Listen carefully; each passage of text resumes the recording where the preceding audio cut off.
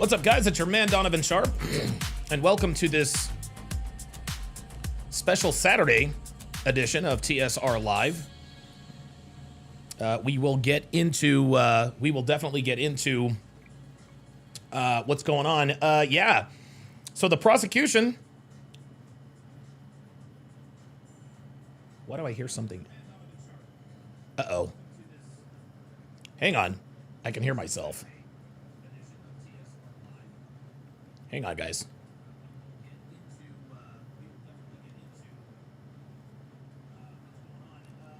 I hate when this happens. Hang on, guys. I do apologize.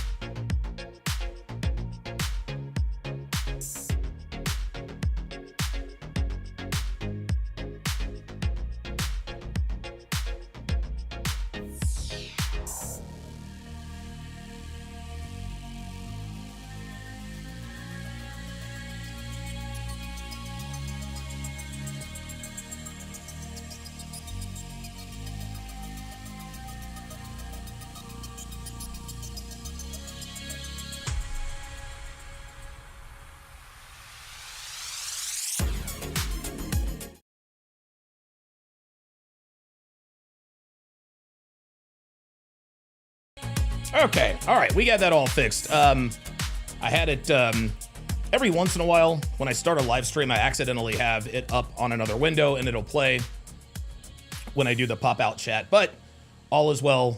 All is well now. All is well now. Yeah. So the state has rested its case. The state has rested its case. Which means that they believe that they have done enough to convict Karmelo Anthony of first-degree murder. Otherwise, they would not have. Right. I'm being told. I'm being told that we got to pull down the Periscope. Let's see who's on the, let's see who we got. Oh, we got the niggadar. We already got a nigga. We already got a nigga in the chat, and it is Carl5740. Welcome, Carl. Welcome, Carl. So here's how this is gonna work. Here's how this is gonna work, Carl. Okay. I don't mind you. I do not mind if you disagree. In the chat. I don't mind. Totally cool with that. As long as you disagree in good faith, right?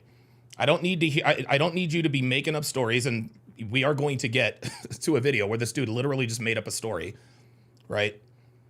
I don't want you to hit the look, I don't want you to be in here making up stories. I don't want you to be in here putting in a bunch of emojis. I don't want you just making ad homs.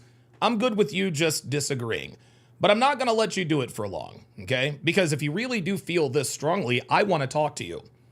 Okay, I want to talk to you voice to voice. I'm not going to go back and forth with you in the chat for 10 minutes. I'm absolutely not going to do it. So we'll see what happens. We will see what happens. We'll see what happens. Yeah, somebody said something about a plea bargain. Yeah, absolutely. There is absolutely no. Yeah, they don't have any leverage. That's it. This kid is cooked. He is absolutely going to jail. But I wanted to start off today's show with something interesting that I actually found on. I found this on Instagram. It says tortoises have a surprising tendency to attack dark objects, especially anything black. So let's take a look here. Let's take a look here. Okay, so he walks by one white shoe. Okay, he's good with that. He walks by another, well, it looks like a black and, okay, all right, very good. So now he's going to walk to the other side. Uh-oh. Oh, boy. Oh, no. Oh, my God, the turtle is racist. Holy moly. Oh, my God, the turtle. Oh, no, wait, it's a white shoe again. It's a white shoe again. So he decided otherwise. A lot of people might ask what that particular... what this particular video means is is the turtle racist? No, the turtle isn't racist. Turtle isn't racist at all. The turtle, like most people here in the United States of America, the turtle also has black fatigue. The turtle also has black fatigue. The turtle clearly understands pattern recognition. Clearly understands pattern recognition. Oh, wait a minute. Yeah, you look black. No, let me move on. Right?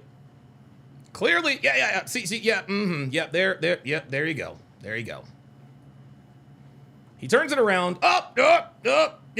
Oh, yeah. That is a racist ass turtle.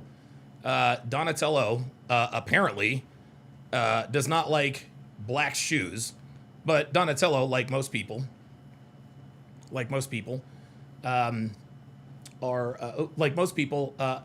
obviously they recognize patterns. So I appreciate you guys for coming in. I appreciate that very, very much. Very much looking forward to today's show. We've got a lot to go over. We've got a lot to cover. And listen, like I said, if anyone disagrees, hashtag pull up. Looks like I got the niggadar wrong. Looks like the niggadar is on the blink. I guess Carl 5740. Oh, Carl Yared. Oh, Jesus Christ. I got to take the L on that one. Hold on. That was on me. The hell?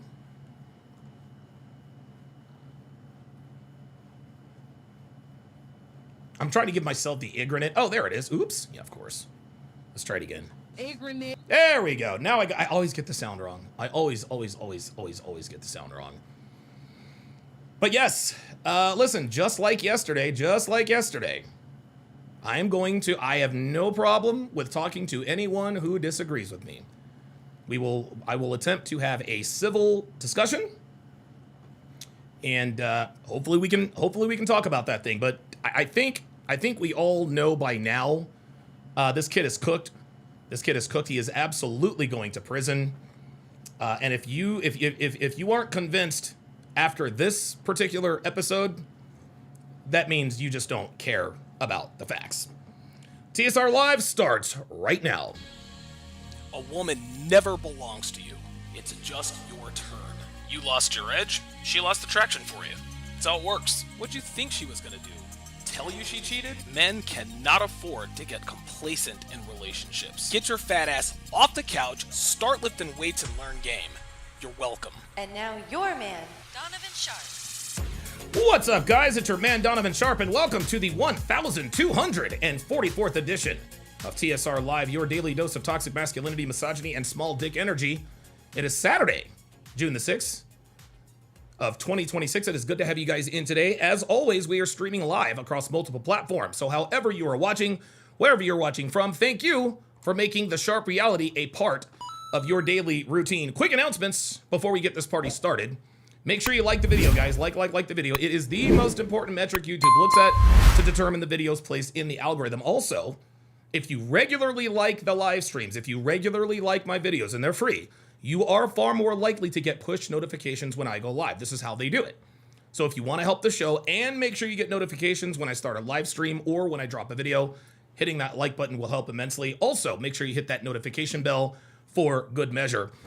Make sure you share the video, share this video with anyone who pees standing up or somebody who might be a fake ass pro-black, blackity black, right? Imagine your brother, your buddy, your coworker, your Black Power, your Black Panther friend, thanking you for changing the very trajectory of his life simply because you shared a video, a short, or a clip.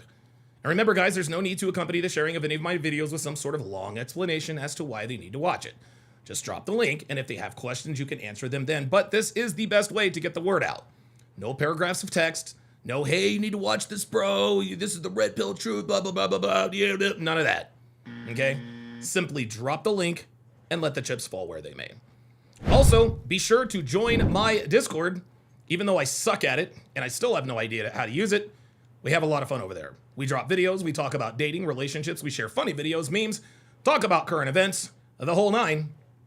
Discord is definitely the platform you need to join us on if you want to communicate with the family on a regular basis. So, if you have any videos to share, ideas to bounce off me and the guys, or if you are just looking for a community of like-minded men, join our Discord, link in description and in the chat.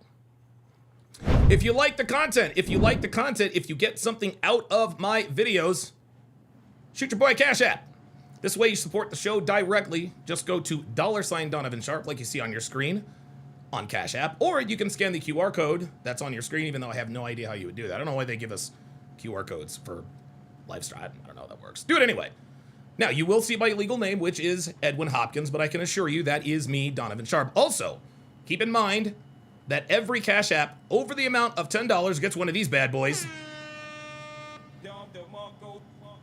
So shoot your boy Cash App, $ Donovan Sharp, $ Donovan Sharp, if you are so inclined. And listen, shout out to all of the generosity yesterday. Devin and I had a really, really nice dinner yesterday, and it was all because of you guys. It was all because of you guys. Interestingly enough, Devin didn't have to use a coupon. So shout out to you guys for the support. I really, really appreciate that. Guys, make sure you follow me all over social media. I am on Instagram, Facebook, X, Snapchat, and if you can still believe it, TikTok. You can find all of my links to all of my social media pages in the description, as well as my YouTube page and in the chat. Make sure you also follow me on Rumble. Rumble is where I do all of my not safe for YouTube content, like my dating show breakdowns, my movie breakdowns, my sports watch-alongs, and so forth. Rumble is where I stream my premium Patreon content, so if you want to join the fun, get educated, and watch my most impactful content live and free, follow me on rumble.com/Donovan Sharp. And last but certainly not least, if you want the best dating relationship on the net, head on over to datingwisdom.net. There you will find all of my books and courses, from my 5-part 7-hour audio course, How to Build a Quality Woman from the Ground Up, to my 25-hour course on dating and relationships, to my signature series, Womanese 101. You will find quite literally everything you need to dominate the dating market here in the 2020s. So go to datingwisdom.net if you are looking for real-world, actionable advice, as well as step-by-step guidance in terms of how to navigate today's dating and relationship landscape. All right, very, very good. All right, it is time to do our daily age and location check. So if you guys would, put your age and location in the chat. Put your age and location in the chat. We would really, really appreciate that. For example, I would type in 48/Reno, just like you see in the chat, because I am 48 years old and, well, I live in Reno, Nevada. The reason we do this is because if you are here, there is a better than average chance that you think the way we do here at TSR Towers, but you also understand how difficult it is to meet like-minded people who share our beliefs. Well, by putting in your age and location, you alert people here who might live in your proximity that you are watching. You never know. Someone could be watching from your city, your neighborhood, your street, your block, maybe even in your own building. So this check is how we build communities of like-minded people. So your age, put your age and location in the chat if you are interested in building relationships with people who think the way we do. All right, very, very good. It sounds like we might have someone in the pull-up studio already. Yeah, this would be the best time. This would be the best time to pull up. This would be the best time to pull up if you disagree, because what I'm about to reveal, it's gonna be bad. All right, let's go back to Top Dog. Top Dog, what's going on, man? I remember speaking to you yesterday. Yeah. How you doing, man? Looks like you had a good dinner yesterday. I'm happy for that. Yeah, man. Yeah, real good. Good stuff, man. Mexican place. Okay, not Chipotle? No. Oh my God, dude. Every time I eat at Chipotle, man, like if you eat their chicken, sometimes the chicken is underdone and you get sick. It's just weird. Listen, I love Chipotle, but we did not eat there yesterday. So anyway. I mean, so what's on your mind, brother? They really jay you for your money there. Yeah, yes they do. So what's on your mind, man? But anyways. So I agree with your overall point, obviously, that he's guilty, he should go to jail. My disagreement with you, honestly, would be I'm going a bit harder than you.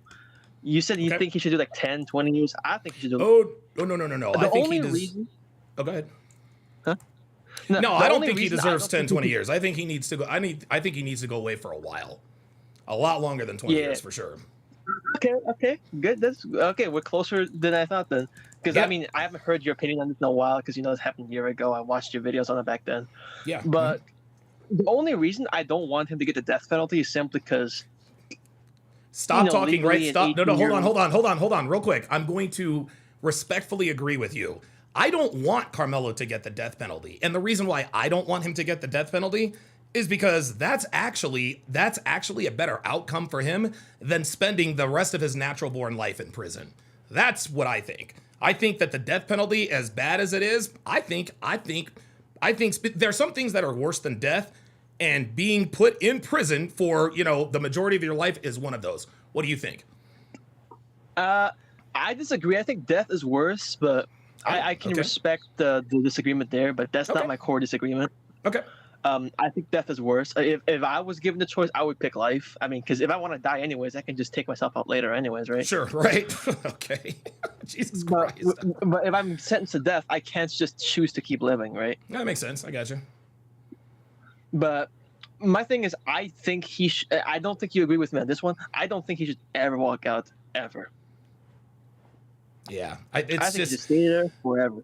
I don't think he should stay in prison forever. I don't, and again, I know this is an unpopular opinion, and thanks for chiming in, man. I gotta run because I've got I've got somebody else in the pull-up link. I don't think he should get life. I don't think he should be in jail forever. I think he needs to do at least 30 years. At least 30 years. If they sentence him to 20 years, I'm good with that. That means when he gets out, he'll be 37 years old. He still has a chance to maybe have a life. But if I were Hunter Metcalf or maybe a friend of Austin Metcalf, I might feel differently. And I think the reason why I'm not overly gung ho on throw him away and lock him up and throw away the key, and don't let him ever see the light of day again, is because I'm trying to the human side of me.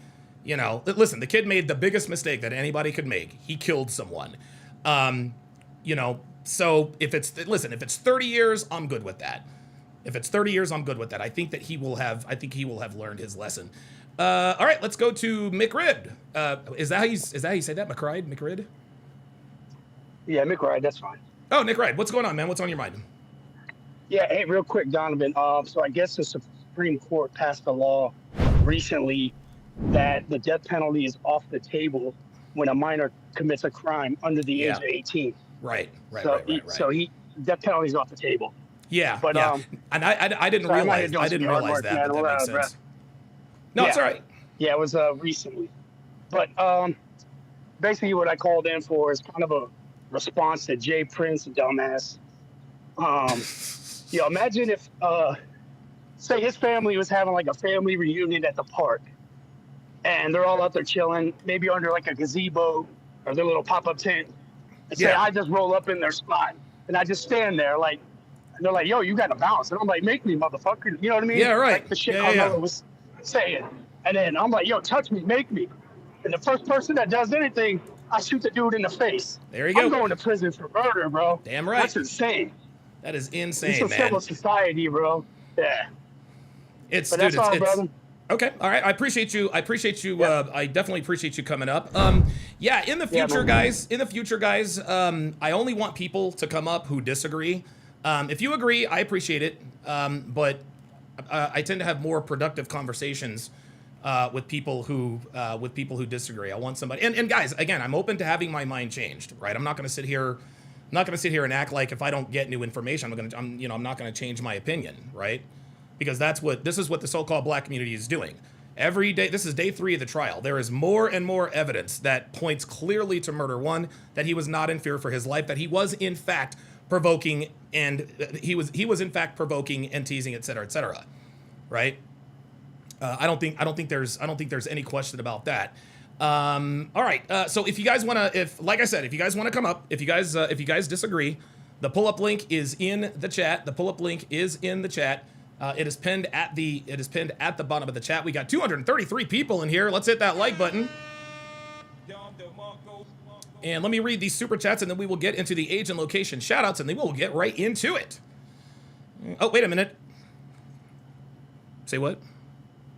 Okay, I'm being told that I need to pull down the periscope. All right, let's pull down the periscope. Let's see what we got here. Ah, yes, G Clump. We got a real nigga. We got a real nigga in the chat. Oh, my goodness. I love it. Listen, man, the niggas are going to show up. We know the niggas going to show up. We know they're going to show up. We know they're going to show up and show out and show their ass. We know it. They're going to show up and show their ass. So please, continue. I'll let you guys run off at the mouth if you want, but I'm not going to allow it for too long because I don't like going back and forth with animals in the chat. Panda Trucker with the $10 super chat says, waiting on Donovan, keeping the always late stereotypes alive. Hey, man. Hey. You know what I'm saying? I mean, stereotypes exist for a reason. I'm on nigga time. It is what it is. Ark Survival says, Don, my brother's girlfriend told him they're on a break and he's still driving her around and dropping her off to doctor's appointments and nail appointments. Then he goes home alone without her. Oh, my God. Bro. Ay. Jesus Christ. Dr. B84 with the $10 super chat says Karmelo needs to get used to hearing toot that ass up. something that Karmelo is going to have to do is this. Somebody's going to have to give up some booty. Somebody's going to have to give up some booty. Somebody's going to have to get, and if you're in the dark about what you mean, about what I mean. A man's butt. A man's butt. There you go. Told by the legendary Fleece Johnson himself. Luke Perry with the $10 super chat says W for Saturday show, Don DeMarco. Absolutely. I'll give you, oops. Sorry. Sorry about that. There we go. Bad Rastafari with the $10 super chat says there's a video of niggas saying they don't care he's innocent regardless. He's burnt justice, only cares about facts. Right. The so-called black community has now made it clear they don't care about the facts. They don't care. It doesn't matter to them whether Karmelo is guilty or innocent. No, they want him freed. They want him freed because he killed a white boy. That's it. They want him free because he killed a white boy. That end of discussion. There's no other way to put it. Listen, man. You guys saw the video yesterday. Right? Ay. Okay, let's see here. Read one more super chat, and then we'll get to the age and location checks, and then we will get this party started. I thought there was one more that I missed. There we are. Oh, Saturday show, Don DeMarco. There it is. Oh, wait, no, that is Bad Rastafari. Okay. And then I have one more. KB Moss with the $5 super chat. Thank you very much. Says, glad to tune into the sharpest tool in the shed. Much love, D-Money. Appreciate that. That is your first super chat. Appreciate that. Appreciate that very much. All right, let us get through our age and location checks, and then we will carry on with the show. Shout out to Donovan Sharp out there in Reno. Appreciate you for tuning in. Robert Anderson checking in from Arlington, Texas. One more watching from Calgary, Canada. Very good. Carl, who I apologize to. Listen, I got bad information. I thought, like, the nigga, you got to blame that on the niggadar. I don't control the niggadar. You know what I'm saying? Like, if the niggadar picks up something on the, on the sonar, I got to respond. Every once in a while, we get a false alarm. It happens. My bad. Checking in from Massachusetts? Yes, Massachusetts. Phoenix Light Games is watching from Coral Springs. Bad Rastafari watching from Deltona, Florida, not to be confused with Daytona, Florida. D-Man Detroit, watching from Detroit, I assume. Johnny Green watching from the Windy City. Ravens for Life 716 checking in from Buffalo. You're a Ravens fan living in Buffalo, that's got to be tough. Panda Trucker happens to be in Massachusetts today. Rufus Marie is in Bremen, Indiana. Ood T Ghost checking in from South Jersey. That's where I lived. My wife and I, we lived in Cherry Hill, New Jersey.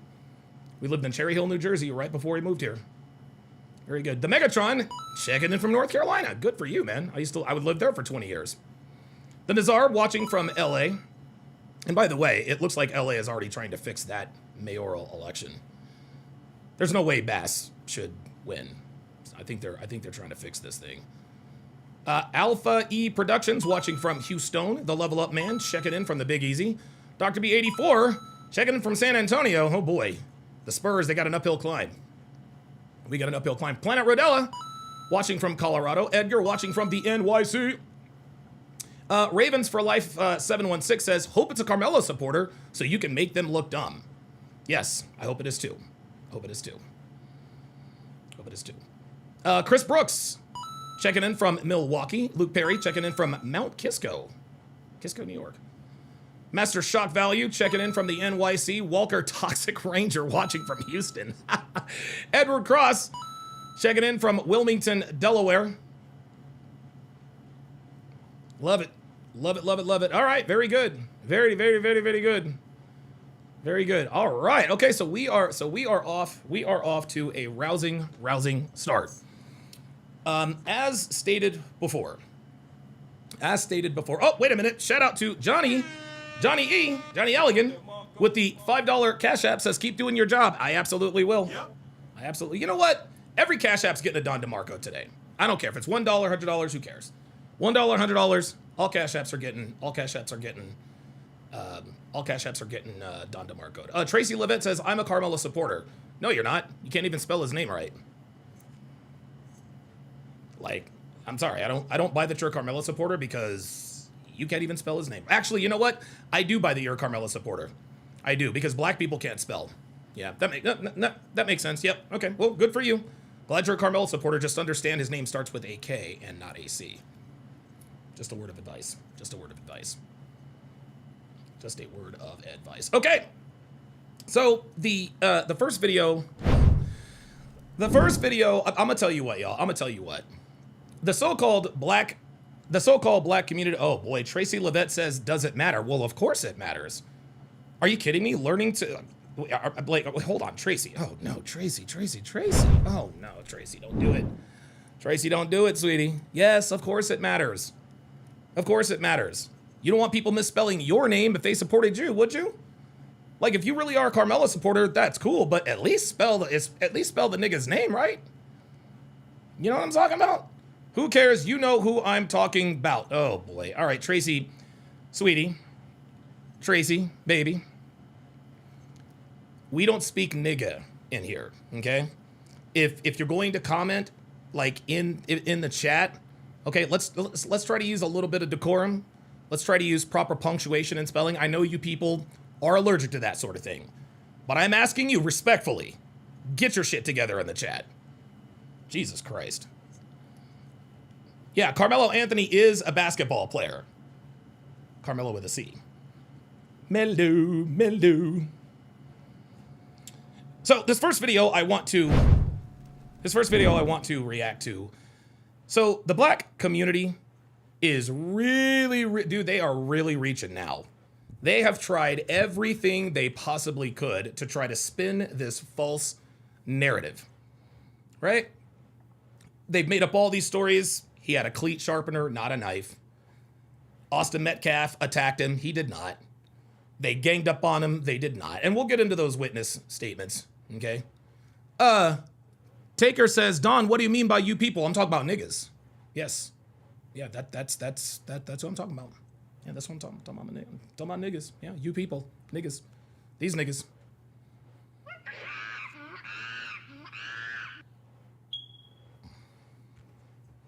They have tried everything. They've tried spinning the narrative. They've tried making up all sorts of lies and everything in between. What you guys are about to see, is this is why you know that they know Karmelo is going to be convicted. This is why you know they know Karmelo is going to be convicted. G Clump says, where's the facts, Donnie? Stay tuned.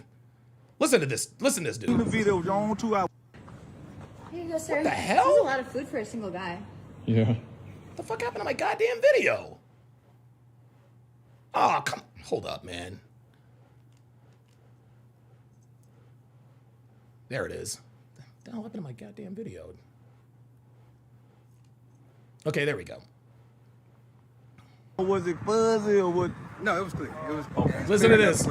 So this is a guy who claims he saw the video being played in the courtroom. He claims he saw the video in the courtroom. Listen to this nigga lie through his teeth. You seen the video, John, 2 hours. Was it clear enough or was it Clear. fuzzy or what? No, it was clear. It was okay. It's clear enough where you can see the actual individual raindrops come by the cameras. Okay. That's how clear it is. You actually see them walking up. You see that Karmelo is already up under there. He's under there minding his business. Dodging the rain or? Yeah, it was still raining. You know, Right. I'm familiar with him. So Y'all are gonna love this nigga. This nigga's lying his ass off. that day we were under a tornado watch. Right. And we were under thunderstorm warning. And Oh, tornado watch and thunderstorm warning. So a tent is going to save you from a tornado. Got it. we know we had already had some light rain then, and it started raining again. Then it was over with for the day. Okay. So that's kind of what happened on that day. But they were at a rain delay already, and so during that time when that happened, the twins, their two buddies, and a few other kids, because there was a few kids involved with them. They were all coming from the direction of the middle school. Right. Listen to walking this. back up. Listen to this. Look at him On the smile. video, you can see those four that. Tracy Levette says, how you know he lying? Stay tuned. Stay tuned. Danny's Lakers Let's Go says, bro, stop talking about people. It comes right back to bite you, karma, bro. Shut the fuck up. Ain't nobody doing nothing to me, bruh. Why don't you enact karma? Why don't you come and do something to me like you people like to do? I swear to God, dude, I wish someone. Oh my God, I wish someone would try me in public. Oh my God, yeah. See, the niggas are really coming out now because they know he's cooked. Go ahead, cry harder, guys, cry harder. You guys notice niggas going to prison. That's why y'all are chimping out. Listen to this nigga lie. She was involved, and maybe about 3 or 4 others that was Three or four? skipping up, trying to catch up behind. One veered off probably toward his way to go to the coach and kind of distract him a little bit. And then the To kind of distract him a little bit. Ay. came walking together. The smooth operator, you gotta come up, bro. You gotta come up with something different. Like I've been called all the names in the book, bootlicker, coon, whatever. One went in front of them, went past. Right. The other 4 went and they surrounded Karmelo. You know, if you're Karmelo, And they showed that on that video. it's on the video. Okay, come on. You can see them walk. Listen to this. Listen to this. I'll put it this way. Okay. They actually tell you when you're watching the video, pay attention to this corner right here, because if you look anywhere else, you might miss different things. Okay. So watch those 4. Here they're 4 right there coming up. Right. That's exactly what they say. Yo, this dude is lying through his. Guys, it is almost like this is almost tragically comedic at this point. This dude is lying his ass off, and the guy shooting the video knows it too. Okay. And so you have no way to be confused that it's those 4. Okay. So they come up, they surround them, and this immediate moment of not even a few seconds of pause, then that's when they jump. And so they it was, actually That's when they jumped him. did jump him. yeah, it wasn't just no touch, and it wasn't just all that moment. Yeah, it was a push, it was all kind of things. But Austin pushed, Hunter hit, and then everybody swung. But at the same time, So it's more And then look, and then everybody swung. So it's more than the twins that got some licks all on 4. them. So All 4 it got showed licks that on in him. the video. This Yes, in the nigga. video. So again, you got Hunter and Austin standing in the middle. Okay. dude And is- you have the light bright boy here. God damn it! Ugh, why do these happen? Dude! Alright, that's the last motherfucking time, dude. What the fuck is going on with this goddamn video, man?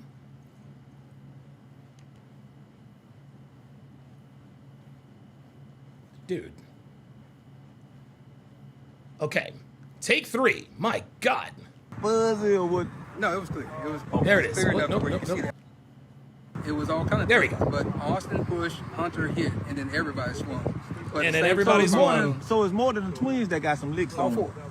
So it showed that in the video. Yes, in the video. So again, you got Hunter and Austin standing in the middle, Okay. and you have the light bright boy here, and you have the darker boy here. Okay. I think that's what I remember. So I have to go back and think about it. But that's where they were. One was going up and down while they were talking, and kind of pushing or whatever he was doing. Austin and Hunter was in front. So where they're talking about grabbing bags, Hunter actually said that I grabbed his bag. Right. And then later on, he said that, Yo. that Austin threw the bag. Okay. Oh my Jeff God, Austin Austin threw the said bag. that. And so that's them both antagonizing. And we know under Texas law, I just have the fear that you're about to do something to me and you can get up out of here. Yeah, so you don't have to touch me. But at that point, he still stood there and stopped there. And whatever This they say guy. alleged was said, you don't know that until they get into it here. But once they Guys, this man is lying through his teeth, and I have I've got a mountain of evidence. I've got a mountain of evidence that shows this dude is lying through his teeth. He's lying. This is a lie. None of this is true. did that, they started hitting him. Karmelo And you want to know why? And you want to know why I'm laughing? Is because I know this isn't going to work. This is their last ditch effort. Unbelievable. actually was able to back out and try to get away. So he was actually trying to get away the first time. Oh my God. Austin grabbed him, and you can see Oh his my hoodie God. coming out like this, and they brought him back in. Yeah, Brano 2 times says Willie D's goofy ass said the quote media edited his mugshot to remove his injuries from the attack. Dude, I swear to God, these niggas, these niggas are clown. Dude, these niggas are clowns, y'all. Okay. And when they brought him back in, that's when you can see Austin put him in a headlock. You can see Headlock? that all the rest of them are still hitting. So Austin had him in a headlock and everyone was swinging on him. Man, this That must be dude. when the poke happened, because he was able to get out again. He backed out. He looked to the right. That's where the other little kid was filming, because they got This some cell is- phone footage too. But that's where he This- was filming. He looked directly. So, wait a minute. This dude said that there was somebody filming the attack. Somebody filming the attack. Oh my God. He had him in his camera. And Yo, guys. This is why we know they know it's over. It's over. It's done. This is not even close to true. then he went this way to the left. He went down. He fell, and that's when they realized he was gone. They were still punching. And when he fell, were still that's when they all punching. turned around. They started chasing him. Austin tried to go chase him too, but he grabbed his chest. I guess he realized that something happened to him. Oh, he chased him. So he chased him under the tent. So there was so people were chasing Karmelo Anthony under the tent, and he's running away under the tent, and then you turn around and you stab someone who's chasing you under a tent. Oh my God.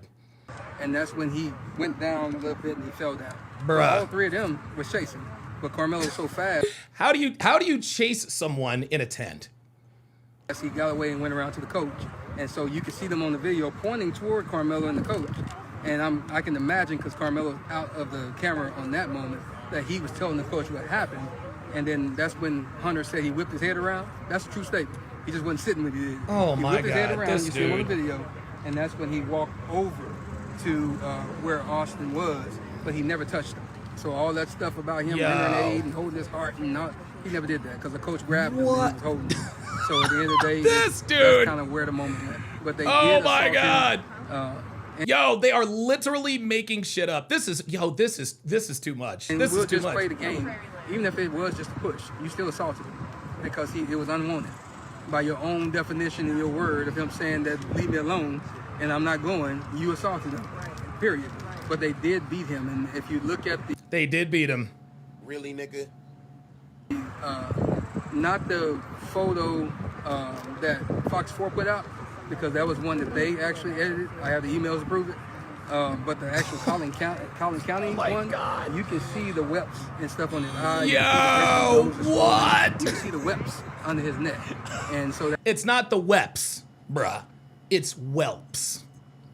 Even when they're lying, they can't speak English. Jesus Christ. that's the reason why they edited the one from Fox and kind of airbrushed it. And you can see they put the locks of his hair that got taken out as well. You seen the video? Incredible. I think this is Yeah. Oh, we got black women in here now, because now we got black. May karma treat this, quote, man fairly. There's no such thing as karma, only cause and effect. Hateful comments like this will not be tolerated. So now you're up out of here. Hold on. Who else? What other animals are we going to get rid of? What other animals? The Smooth Operator says, Donovan, explain why does it being over for Karmelo Anthony make you so happy? Because it pisses niggas like you off. I like pissing niggas like you off. I'm not gonna lie. I don't feel bad for Karmelo, man. The kid made a very, very bad mistake. I'm empathetic. I don't feel sorry for him. He's gonna do every minute of the 50-year sentence he gets. I'm not happy about that, but I'm happy that it pisses you off, and that is the answer to your question.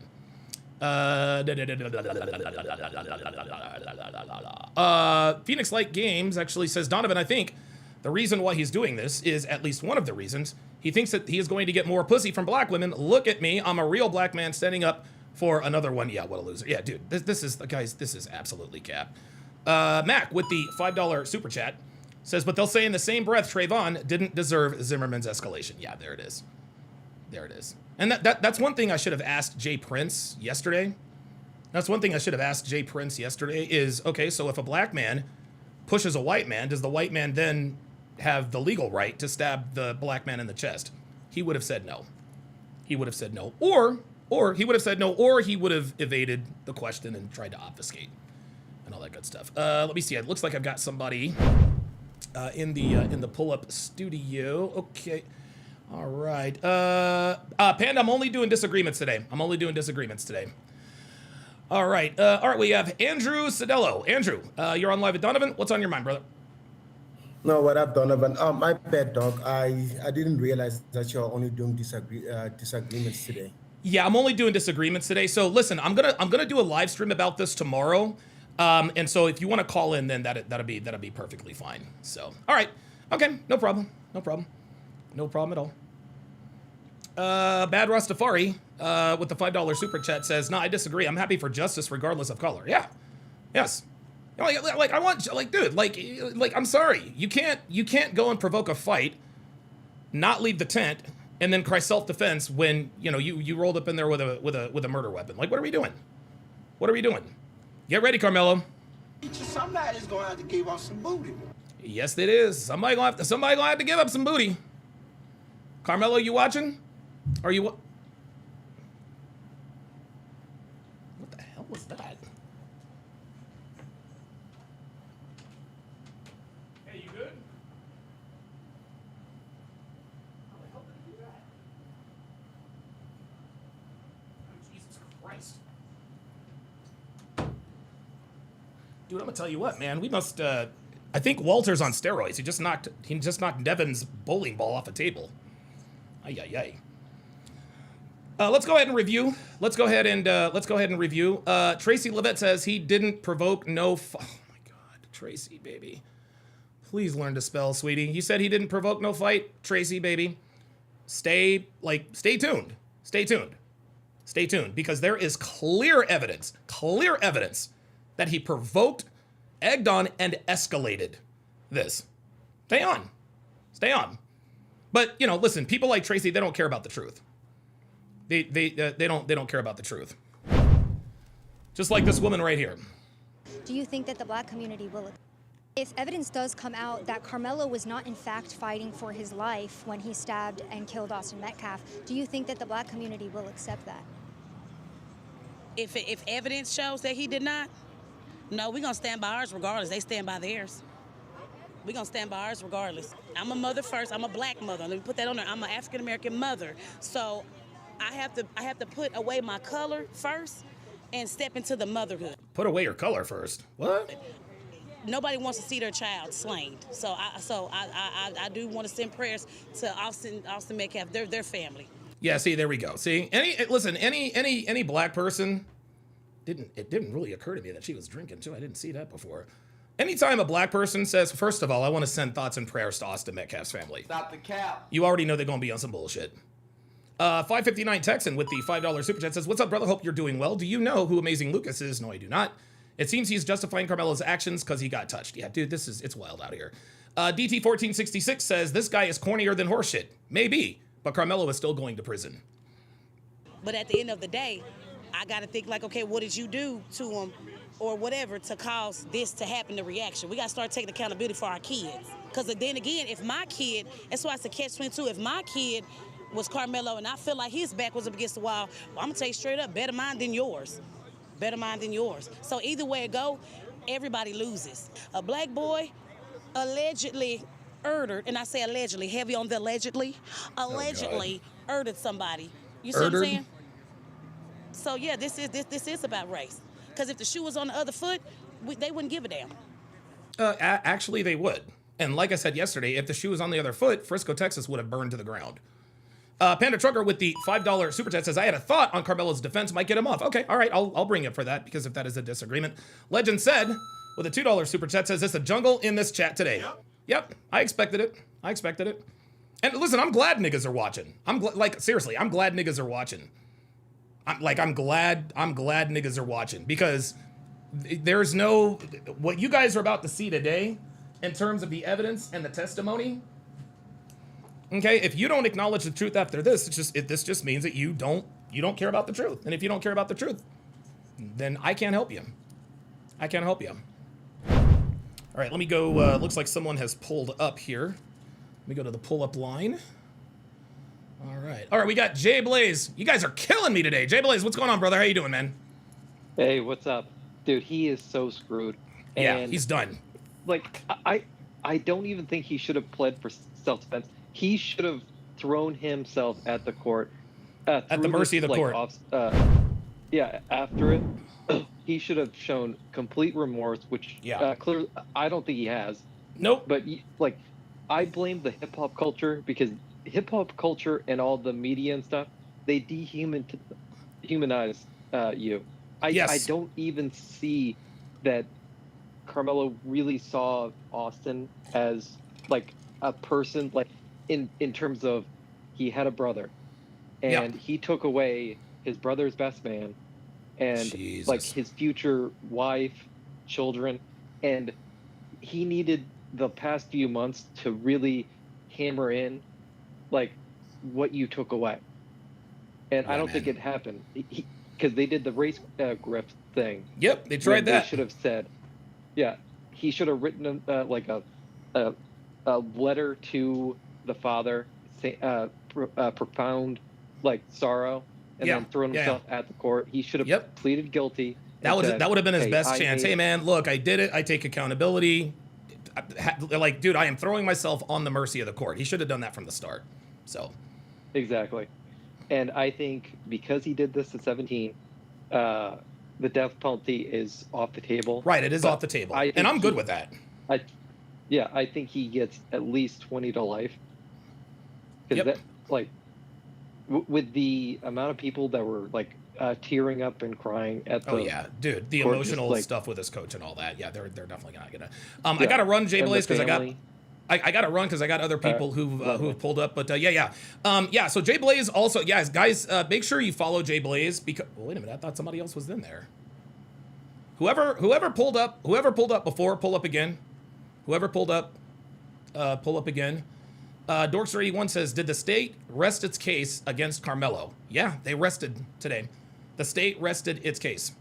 So the state is confident that they have done what's necessary to prove murder in the first degree beyond all reasonable doubt.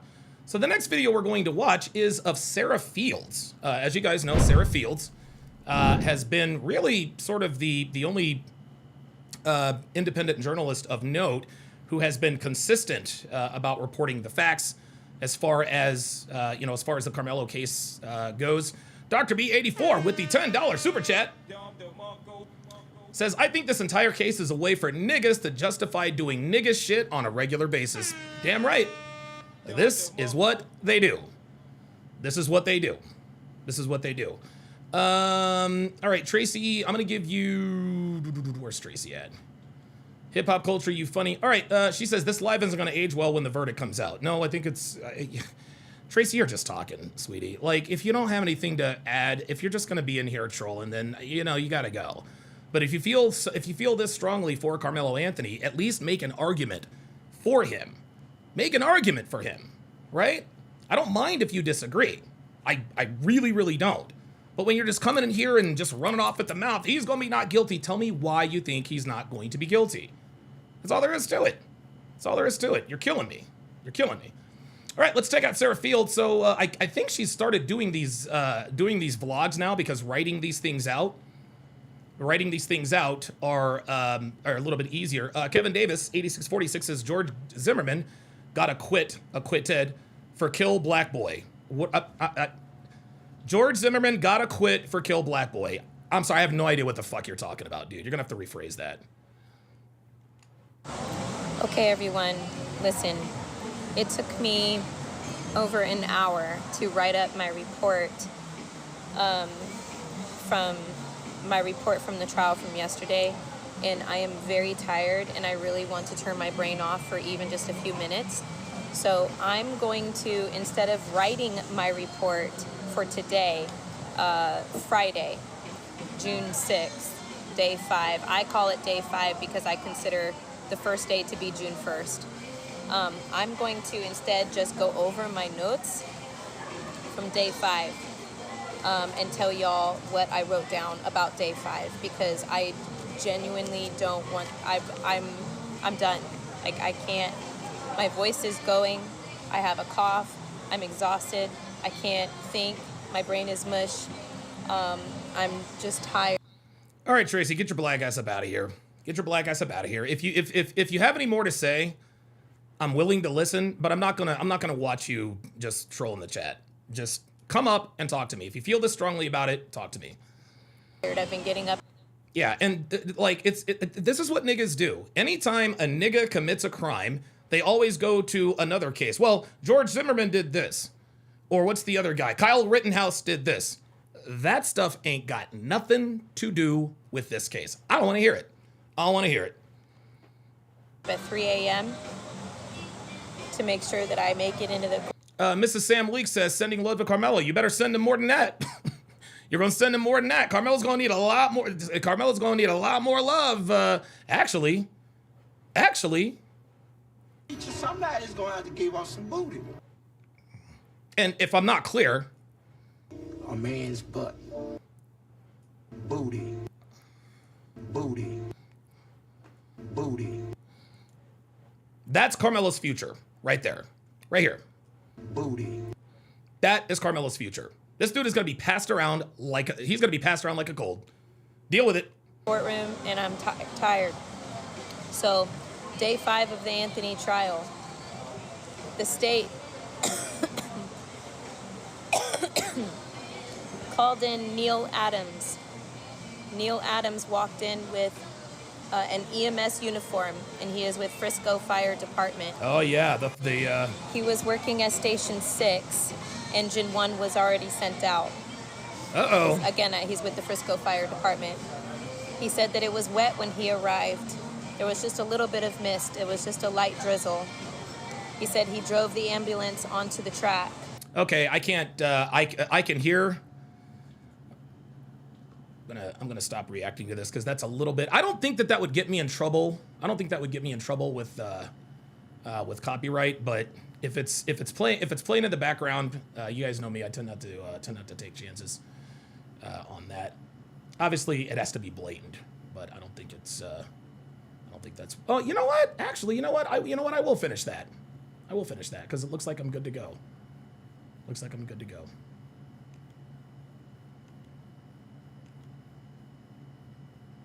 Okay, let's get to the hard evidence here. Let's get to the hard evidence. So Michelle Maxwell, who apparently has been, she's a journalist. She put out a tweet, says this was never about race. Once again, the mainstream media pushed a disgusting false narrative. 4 out of the 6 teenagers who have testified so far are black, and they all testified that Karmelo Anthony pulled out the knife before or at the same time Metcalf had even pushed Anthony. The teens described the actions as being simultaneous. Metcalf motions as if to push, Anthony is already stabbing. It was all the same motion. All 4 of the black teens also testified that Anthony was asked to leave the team tent, multiple times by several people, and that Anthony provoked Metcalf. Uh-oh. Oh, isn't that interesting? So they all just ganged up on him, did they? One of the black teens said he was sitting directly next to Anthony, and when Metcalf pushed Anthony, it wasn't even hard enough that Anthony touched him. And Anthony acted so quickly that he didn't even realize what happened. One teen testified that Metcalf told Anthony, "I'm not going to fight you at a track meet, dude." Oh boy. The defense wants to know if Metcalf grabbed a hold of Anthony. Another teen said he didn't get a chance to grab a hold of him. He was already stabbed. That's bad. One teen said he was watching the interaction between Metcalf and Anthony, saying Karmelo had his hand in his backpack that was sitting on his lap, not on his back or on the bleachers or the ground, and appeared as though he were grabbing something. The vein in his arm was visible. The teens testified that Metcalf did not get upset until Anthony refused to leave multiple times, and that's when things got serious. Oh, look at this. He refused to leave multiple times. He refused to leave multiple times. Oh boy. Teen is saying several people confronted Karmelo Anthony and told him to leave the tent. Austin, another boy, and he was among the Memorial High School kids who told Anthony to leave. So there you go.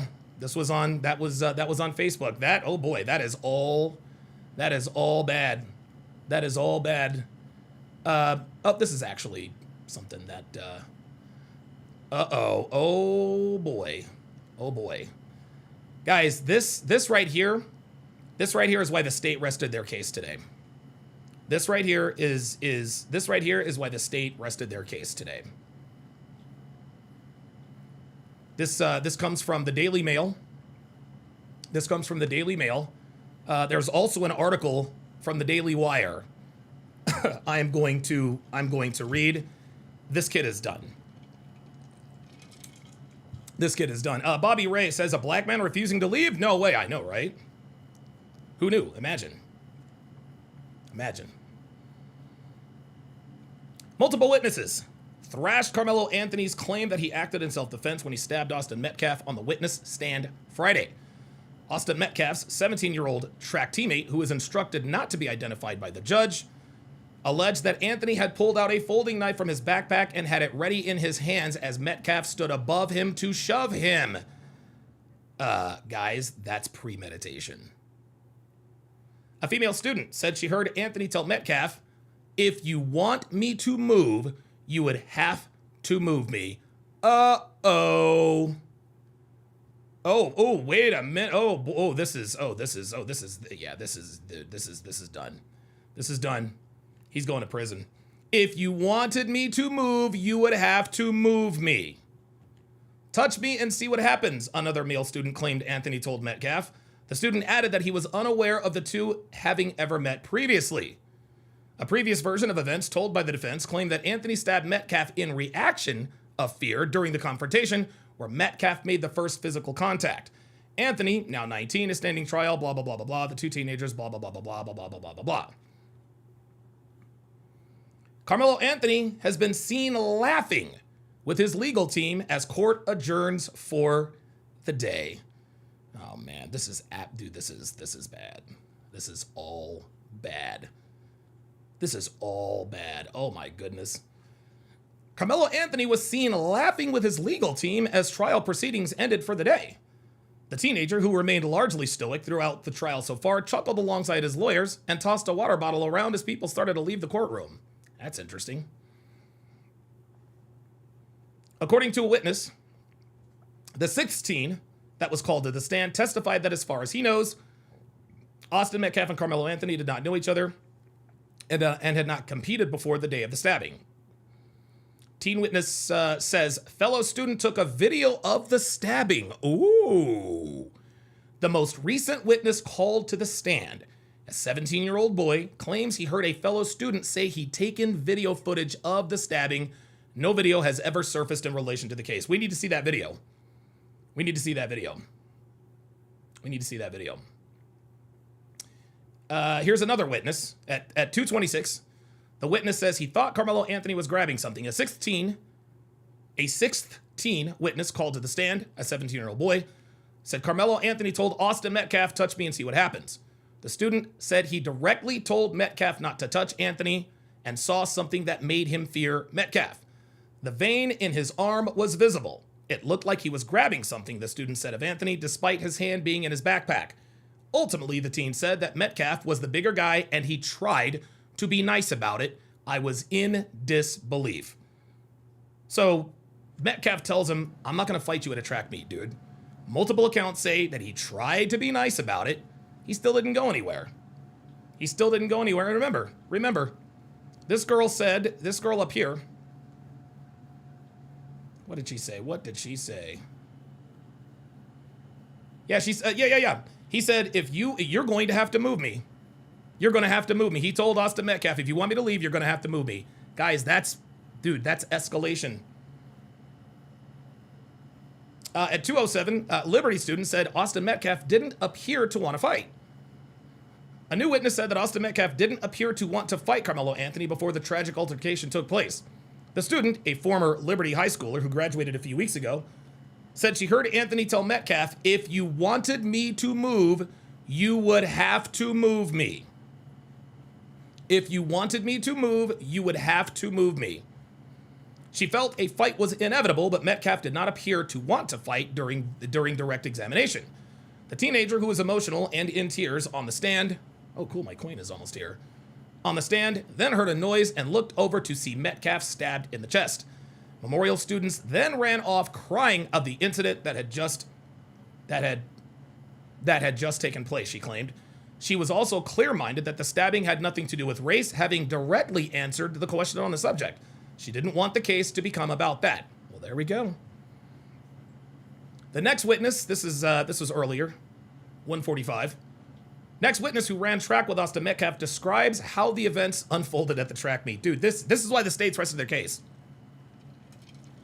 The next witness called to the stand, a 17-year-old Memorial High School student who cannot be named, ran track with Austin Metcalf and was under the tent at the time he was killed, or he was knifed, by Karmelo Anthony. He testified that Anthony attempted to provoke Metcalf, who responded, "I'm not going to fight you at a track meet, dude."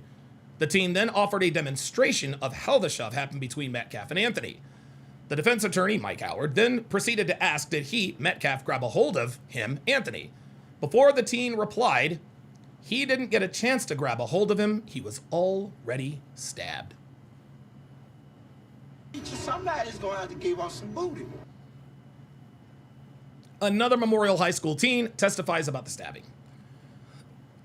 The state called on a 17-year-old boy who was one of many Memorial High students under the tent that Karmelo Anthony stabbed Austin Metcalf, saying, quote, "I don't know why, because it could have been as easy as him leaving our tent, but it escalated into someone getting stabbed," the teen boy says when asked about the tension under the tent. He did state multiple times that he had something in his bag, he told investigators. Contrary to previous witness testimony, the student called Metcalf's push a nudge and only used one hand to shove Anthony. 3 people were removed from court. At least 3 people were removed from Collin County Courthouse ahead of the Karmelo Anthony trial on Friday. One person was a woman who directed harsh words at a sheriff's deputy. The second was a blogger from North Carolina who was removed for allegedly calling the deputy a racial slur. A third was kicked out after they violated courthouse protocols prohibiting cell phone use and recording in the building. Yeah, I remember that. She was like, "Oh, they took my phone." Second team testifies Anthony provoked the fight. Guys, the cope is real. JRC says it all sounds scripted. You see, listen, see? Guys, I'm telling you, niggas are not interested in the truth. There is always going to be an excuse. It all sounds scripted. They're lying on the stand. They are coming, like, guys, they know this kid is cooked. They know this kid is guilty. That's why they're coming in here calling me a bunch of names, making up stupid shit. I don't believe this all sounds scripted. Cry harder. Cry harder. That nigga's going to prison. Second teammate testifies Anthony provoked the fight. How about that? Another one of Austin Metcalf's Memorial High School track teammates was called to the stand. He recounted that that Metcalf asked Anthony to leave, adding that Metcalf was initially not upset. The back and forth between the two boys started, and then things got more serious, the teammate said. Anthony wasn't even looking at Metcalf. He already knew what he was going to do, the second teen said. Premeditation, guys. Premeditation. Like, this is over. This is done. This is why the state rested their case. He said the stabbing happened so quickly that he didn't realize it had happened, and he was sitting right next to Anthony. Unbelievable. "I just remember being in shock and not really knowing where to go," he said. The teen claimed Anthony seemed to want to pick a fight and was provoking Metcalf. Somebody's going to have to give us some booty. Ay. This is over. This is over. Dude, this is first-degree murder. This is first-degree murder, hands down. This is first-degree murders, hand down. Listen to JRC talking about mind readers. Dude, see, there we go. There it is. There it is, mind readers. There's always an excuse. Oh, now you can read their mind, blah, blah, blah, blah, blah. The defense asked Austin Metcalf's teammate to reenact the deadly altercation between the star athlete and Karmelo Anthony. According to the teen, Metcalf pushed Anthony by the shoulders with both hands. Anthony leaned back when he was pushed and immediately after leaned in and came back with the knife. He said he demonstrated that in the motion, when Metcalf was standing above Anthony to push him, Anthony had already pulled out the weapon and was holding it in his hand. Oh. So fair enough. We can't read people's minds. We can't read people's minds, but yeah, this is premeditation. This is This is premeditation. Yeah, this is murder 1, guys. This is absolutely murder 1. This ain't murder 2. This isn't manslaughter. No, this is murder. And you guys know it. It's not first degree. No, this is murder 1. They did not overcharge this kid. They did not overcharge this kid. Oh my God, this is terrible. Oh my goodness. Austin Metcalf's teammate describes, quote, heated exchange with Karmelo Anthony. Oh, Jesus Christ. Hold on. I got to give myself one of these. Sorry about that. During cross-examination, Karmelo Anthony's defense attorney asked Austin Metcalf's teammate if he recalled where Anthony was sitting. The team said Anthony was outside of the tent on the bleacher above it. What's the problem with that? The defense attorney asked. Relative area, the team responded, explaining that their coaches have told them not to allow kids from under other schools under their tent. During this 2-minute exchange, Anthony unzipped his backpack and stuck his hands inside. Then Anthony said, "Touch me and find out." Guys, this is premeditated murder. This is PS. It's not premeditated, bro. That's it. He's cooked. He's going to prison, y'all. He's going to prison. Listen, man, words in a chat are not, I mean, I'm sorry. You guys can wish and try to speak something into existence. See, what niggas are trying to do now is they're trying to manifest a not guilty verdict. No, there is no manifestation here. Metcalf's teammate said he thought Anthony was, quote, bluffing when he put his hands in the backpack. Metcalf said something like, "We're in Frisco. You don't have anything," when Anthony put his hands in the backpack, according to the teammate. T-Sren says, "You really believe this?" I don't know what you're talking about. And yes, I do believe it. Yes, I do believe it. These are guys.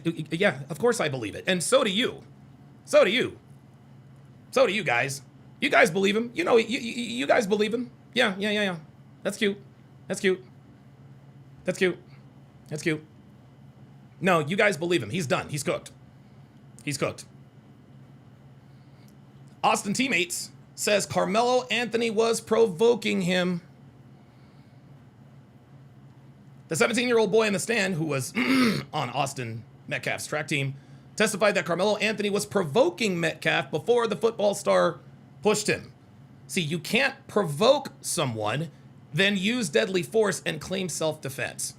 That is Texas statute 9.31. You guys can look it up yourself. You guys can look it up yourself. You can't provoke someone to make physical contact with you, then use deadly force and then claim self-defense. Sorry. He's going to jail, y'all. A 17-year-old boy on the stand, who was on Austin Metcalf's track team, testified that Karmelo Anthony was provoking Metcalf before the football star pushed him. During the back and forth between the pair, Anthony had his hands in the backpack. Dude, that is premeditation. This is premeditation. It's premeditation. He brought a knife to school. He went and sat under another team's tent and started causing trouble. Dude, he is done. After Anthony stabbed Metcalf in retaliation, he threw the knife back up the bleachers and ran away. The young witness said he did not expect the stabbing to occur. Austin fell onto the bleacher, onto his back, and then he got up and went against the fence guardrail, and his chest was all bloody, he explained. I think he said, "Oh my God." Prosecutors asked the boy how hard Metcalf pushed Anthony, to which he explained somewhere in between a light shove and a hard shove. He confirmed that Austin's brother Hunter was at the bottom of the tent at the time of the incident, and that no others ganged up on Anthony. Oh boy. Somebody's going to have to give us some booty. This keeps getting worse and worse. This keeps getting worse and worse. The witness called the ambulance shortly after the killing. The 911 audio was played to the court, where he can be heard saying, "My best friend's bleeding everywhere." Oh my God. Oh man. Oh dude, I'm sorry. That's it. Yeah, that's it. That's a wrap, nigga. That is a wrap. That is absolutely a wrap. This kid is going to prison. And you know, the interesting thing that I find about this, right, is the fact that he ran, right? He ditched the murder weapon and he ran, right?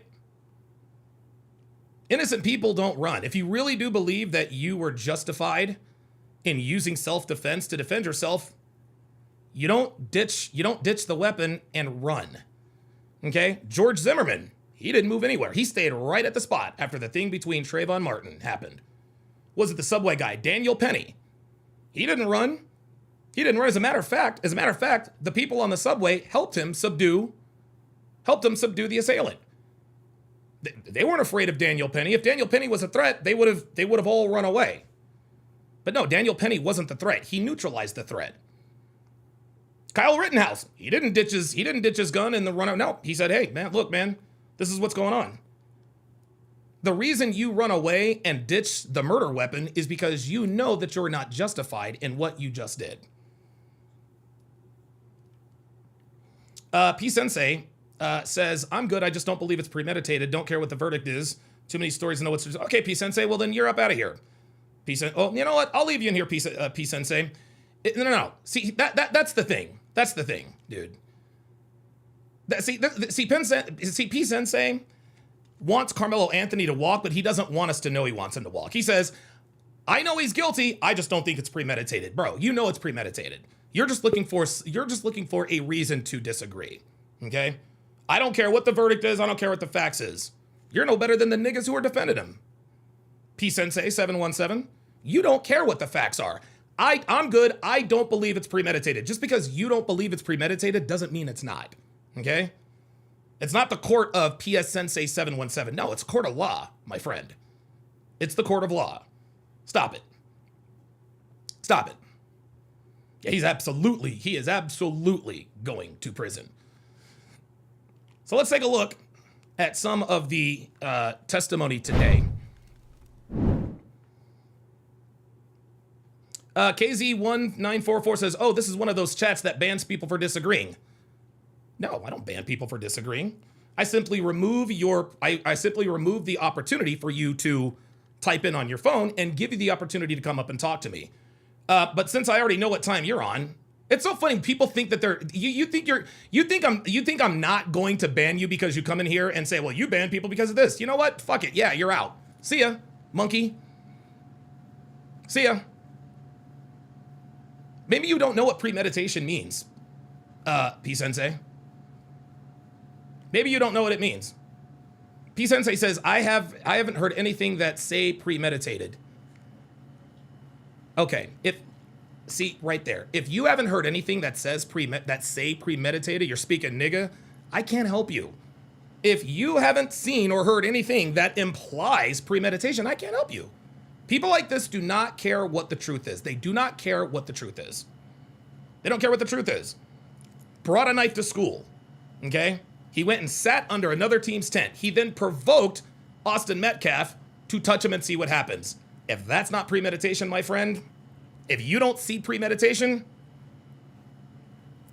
I can't help you. I can't help you.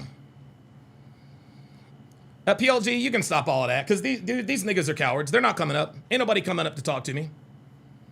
Oh, we got Jay Prince back in. Oh, Jay Prince is up for round motherfucking 2. Oh boy.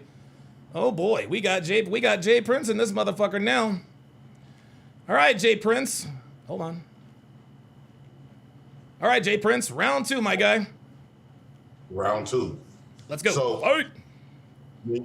When you was talking about what other people have stated, what he has said, I wonder if it was somebody that's kind of on his side, because it seemed like the people that's saying what he said, and we didn't hear no video of him saying this. We just got people just going against him. Yeah, we absolutely can, because there are 12 eyewitnesses. Eyewitnesses are not lying on the stand. Lying is those eyewitnesses. But the eyewitnesses were people who were under the tent. As a matter of fact, 4 of the first 6 kids that testified were also black. So when you keep saying that they provoked, I didn't say he provoked him. I didn't say he. Hold on. I didn't say he provoked him. The witnesses said that he provoked him. Matter of fact, I think it was like 5 or 6. So the witness is going to provoke somebody to put their hands on them. What you said didn't make sense. How could I provoke you to put your hands on me? I don't know. If that's the case, then all men should never go to prison for hitting on a woman, because 9 times out of 10, are you basically saying that when men go to prison for putting hands on a woman, we all know how women do, right? They say they keep provoking, but what do they tell us? I don't care what a woman do. how she provoke you or antagonize you, you are not supposed to put your hands on them. This has True or nothing to false? do. This, dude, we're talking about the definition of provoking at this point. What is your point? Right. So even though Karmelo Anthony alleged provoke him, right? Even though the white boy was actually threatening, aggressive. No, he was not threatening and aggressive. There are eyewitnesses that testified yesterday and today that said it was Karmelo who was the aggressor, and that Austin Metcalf said out of his mouth, "I'm not going to fight you at a track meet." Are you even paying attention to what's happening? Because it's almost like you don't know anything about the case. So it's Karmelo No, answer the no. Before we continue, I need you to answer the question. Yes, I know, Have I you? know a little bit about the case. You know a little bit about the case. I don't think. Say again. We know about the same amount. No, I know more than you do. Clearly, no. I know more than you. No, my thing is, I'm not just putting 100% trust on Karmelo. First off, you cannot honestly. Let us say we on the same football team, and it's something, and the opposite football team took one of our players out. Do you think I'm going to be do you think I'm going to defend my team, no matter what? Or that's a different situation. A kid. One of our teammates lost their Okay, life. let me answer the question. A kid died. Not only do you have people from Memorial High School testifying against Karmelo Anthony, there are also 3 kids who are from Centennial High School that have given their version of accounts. Everyone under the tent, they all have the same story. Karmelo Anthony was provoking Austin Metcalf. Touch me and see what happens. Austin's like, dude, I'm not going to fight you at a track meet, dude. That is the case. You want to highlight that part what Karmelo Anthony said, but you're not highlighting the part that, first off, Karmelo Anthony was sitting down. The white boy was standing up over him and his brothers and a few other people. No, that's not the dude. That is not. No, that's not what happened. My point. No, you can't finish your point because you don't know what you're talking about. They played the video in court, and the video in court clearly showed that it was just Austin and Karmelo. It wasn't 2-on-1. It wasn't 3-on-1. Nobody ganged up on him, and multiple witnesses. Hold on, now you're gonna let me finish. Multiple witnesses said nobody ganged up on him. As a matter of fact, his brother Hunter Metcalf was at the bottom of the bleachers when the stabbing occurred. You don't know what you're talking about. Like, you're literally just talking at this point. Like, I don't mind having this debate with you, but you just don't know what you're talking about. Just because you got the controls on the platform don't make you right. You're right, but just because you running your mouth doesn't make you right. No, no, seriously, you still don't know anything. Like, you're just dude, you're just making stuff up, dude. Jesus. Okay, so the main thing you've been saying is stabbing. It wasn't no stabbing. Stabbing means he got stabbed. That's not a stabbing. So the words mean something. You're right. There was no stabbing. Karmelo Anthony stabbed Austin Metcalf. Fine. And he didn't try to pursue and make sure he was deceased. So it's not, you can't say that he intentionally tried to delete him, because if he was intentionally trying to delete him, he wouldn't have to worry to ask, is the man, he didn't know the boy died. He was asking if he's still alive. He didn't think nothing was wrong. Okay, let me respond.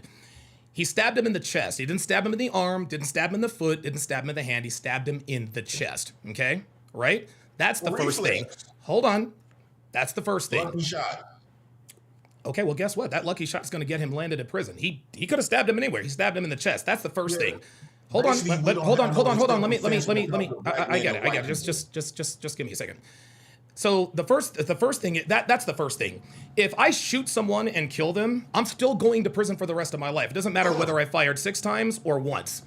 So shooting, shot, stab, whatever. He stabbed Austin Metcalf to death. Oh my God, I cannot. Oh, my bad. Go ahead. No, I just can't believe. Like, I don't understand. I just don't. If you shoot somebody, you go to prison for life. That's not the case. Okay, you know what? I was making that point to try to. The child just got off from. I am not, dude, bro. I am not. Listen. I am not here to talk about other cases. We're talking about this case. Well, they're gonna bring up case law. No. Oh my God. Oh my goodness. Case law. Jesus. Do you know that case law? Okay. Here's how case law works. if case law is going to be used as precedent, it either has to be in that same state or it has to be a national precedent. So for example, let's say the Supreme Court says that if somebody pushes you and you stab him in the chest, that's self-defense. Well, then guess what? Karmelo Anthony is not guilty of first-degree murder, right? Because that's the Supreme Court. But just because somebody in another state did something or that's not the way it works in court, okay? Precedent and case law, it's got to be in the same state. If it's not in the same state, it has to be national, meaning Supreme Court. Or the same type of state that carries the same laws. The stand your ground law, which Texas follow up under. Can I please finish my point? Everything that stand your ground law, that Texas, the law that it says he did not provoke the situation. Actually, the white boy actually provoked the situation. It wouldn't have been no situation if the white boy would never inserted himself into a situation that he didn't have no business doing in the first place. Secondly, he kept provoking me. Even though Karmelo Anthony can say whatever he wants to out of his mouth, we was told sticks and stones might break my bones, but words won't never hurt. That don't give you no right to put your hands on nobody. The deal is off when you started assaulting and committing a battery, and you don't have to draw blood for you to get assaulted. You look at everybody with boxing gloves, and you get punched in the face, you can get knocked out without showing no blood. Of course. Yep. So that argument that you made that you got to have blood to be attacked or assaulted, you got to throw that out the window. Fine, let's throw it out the window. Okay, now if Austin would have never inserted himself in a place that of a security of staff or whatever the case, move out the band, right? He would have still been alive. A lot of times, these people, you can't do citizen arrest, especially a teenager versus a teenager. He don't have that right. He didn't have that privilege. What are you talking about? Nobody tried to citizen. He didn't try to arrest him. He just asked him. He asked him to leave the tent, dude. He just asked him to leave the tent. He didn't say, "Stop, sir. You are under citizen's arrest." He's like, he realized that he didn't have no authority, and Karmelo Anthony wasn't leaving. The best thing for him to do was, okay, let's go get security. Let's go get staff. When you go above and beyond, first off, he's not a trained security guard. He's not a trained staff to handle situations like this. He took it upon him. I understand that you trying to victimize this boy because he's deceased. Because he's the victim. Yes. Yeah. I mean, look, I'm trying to victimize this boy because he's deceased. No, I'm trying to victimize this boy because he is the victim, sir.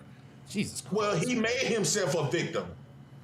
Anytime, this is another thing you. So wait, hold on, real quick, and I'll let you go. So, are you telling me that Austin Metcalf's death is Austin Metcalf's fault? Yes, that's his own fault. You can get emotional about it, but that's his own. Bro, oh my God! Many different reasons on how he could have still been alive today. This is why niggas like you don't like. I'm just gonna listen, bro. I'm gonna keep it real, man. This is why people don't take niggas like you seriously, dude. They really don't. Like this is why you hunkies is starting to die because you got so comfortable. Oh, are you threatening me now? And what our black people retaliate. See, you would have been comfortable if Karmelo Anthony would have died and Austin would have. No, I would not have. No, I absolutely would not have.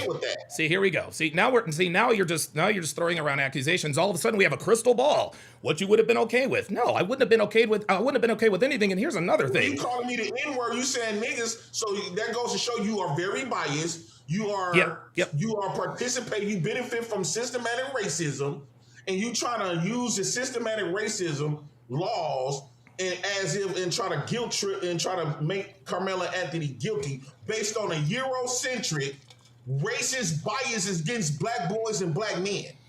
Okay, a black boy stabbed a white boy to death. He should go to prison. No, he should not go to prison in self-defense. Well, he's going to. It just seems like, you know what it seems like to me, Donovan? It seems like this is what it seems like as a black man. Here we go. As a black man. You probably should have led with this. I'm going to give you the floor. No, go ahead. Go on. You got it. Go on. Get it all out because I know where this is going. The only time black men get to have self-defense is when we have to defend black women or when we had to defend white men in the military. That's the only or if we protected them, if we had to take another black man out protecting a black woman or a white man or woo out the bam, right? That's the only time. But every time where's the instances where white people are committing the assaults and aggressive towards black men, we have to not do nothing. We have to basically let them kill us. And then that get talked about in court. They try to make us black people, just because you're going to go to prison, right? Because the whole jury is all white. It's an all-white jury.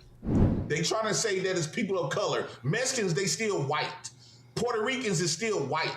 It's not one black person. I guarantee you. Let me ask you, Donovan. If that would have been an all-black jury, if it was an all-black jury, would you think that they would have found him guilty in an all-black jury? All-black jury would have acquitted him. You said what? An all-black jury would have acquitted him. Acquitted means not guilty. And this is how you know that the jury, he's not getting a fair trial. He basically just described the white people's not going to let him off the hook. Yes, I understand. Let him off the. Well, hold on. Let him off. Hold on. You said let him off the hook. Letting someone off the hook means that you're not punishing them for a crime. It means not holding them accountable. Your words, sir. What I said was they not going to let him You off the said hook. no. Right. You said they're not going to let him off the hook. Instead, you should have said they would have properly come up with a decision to the case. You said let him off the hook. You can't let somebody off. Hold on, let me finish. Let me finish. Just let me finish. You can't let someone off the hook if they haven't done anything wrong. So by your own admission, the fact that he has to be let off the hook, that implies that he did something wrong, and that's why he's on trial. Okay, he did take the boy's life. What I mean is let him off the hook. It don't matter if it was self-defensive or if it was legit.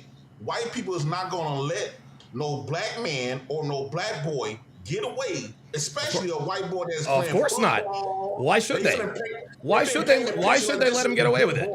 Why should they let him get away with killing another student? Regardless of the color. Why should they let him get away with it? The problem that we having, just like you are able to say if it was an all-black trial, all-black jury, they would have acquitted him. Well, that's what happened with OJ, sir. We know in most of these cases, since they got an all-white jury, a lot of these all-white juries where white people commit the same acts against us get acquitted. So. Oh wait, you mean like Derek? Oh, I'm sorry, like Derek. Hold on, like Derek Chauvin. Okay, and you point out one. What about Child? What about George Zimmerman? What about all of these other white people? What about OJ? What about OJ? What about OJ Simpson? What about OJ Simpson? Bro, you can name about one hand of black. I'm not playing, bro. I'm not playing this game with you, man. I'm not playing this game with you. We're talking about juries and this and that and the third. The point is Karmelo Anthony. Juries matter. Okay, they do matter, but the jury's already set, so there's nothing you can do about it right now. The fact of the matter is that we're not coming in with a fair case. And Karmelo Anthony is not starting off with a fair case. If anything, it should have been half white, half black. Negative. That's in every case. It should be. Well, it's not in this. It's not in. Let me ask you: if you were on the jury, how would you vote? Guilty or not guilty? Based on the evidence and based on him just stabbed one time. Now, if he would have been stabbing, answer the question, sir. Is he guilty or not guilty? I would have found him not guilty. Self-defense. There we go. And this is exactly why there are no black people on the jury. You're sitting here telling me that the only way you would convict Karmelo Anthony is if he stabbed him multiple times. This is absolutely insane. This is insane. No, because no. Because hold on, hold on. Listen, I've given you. Now I'm going to have the floor. The example that I used not 5 minutes ago, I said, look, if I shoot somebody in the head and kill them, a jury is going to convict me whether I shot him once or 5 times. Karmelo Anthony stabbed Austin Metcalf to death. He stabbed him once. That's all it took. And you're telling me that you're telling me that the only way that you would find him guilty is if he stabbed Austin Metcalf multiple times. This is a clown show. That would have shown intent to try to make sure he was gone. Stabbing him directly in the chest is not a 10 times in 10 times. Come on, man. Like seriously. Bro, most of them cases we get shot multiple times. Oh my God. And everybody get to go home. Even that boy, Cyrus, got shot in the back running. Yeah, now hold on. That I agree with. Hold on. Listen. Now I'm with you here. I don't know everything about this Rick Chow case, but you can't shoot and kill you can't shoot someone in the back and kill him and claim self-defense. I'm sorry. As far as I'm concerned, and I didn't follow the Rick Chow case because I just really didn't give a shit. But if you shoot someone in the back, I don't understand how someone can be acquitted for shooting someone in the back. So let me ask you, with that being said, that means the rules of the law sometimes get bent from certain demographic of people. True or false? In South Carolina, yeah. Yes, yeah. Yes, absolutely. So if the laws can get bent, how we just 100% got faith in a jury, in a court system that you just acknowledge that they bend the rules based on certain different grammars of people, and they also admits that black people, especially black men and black boys, don't get treated as equal as to if you commit the same crime, you might get better outcome than me. You're absolutely right, but here's the difference.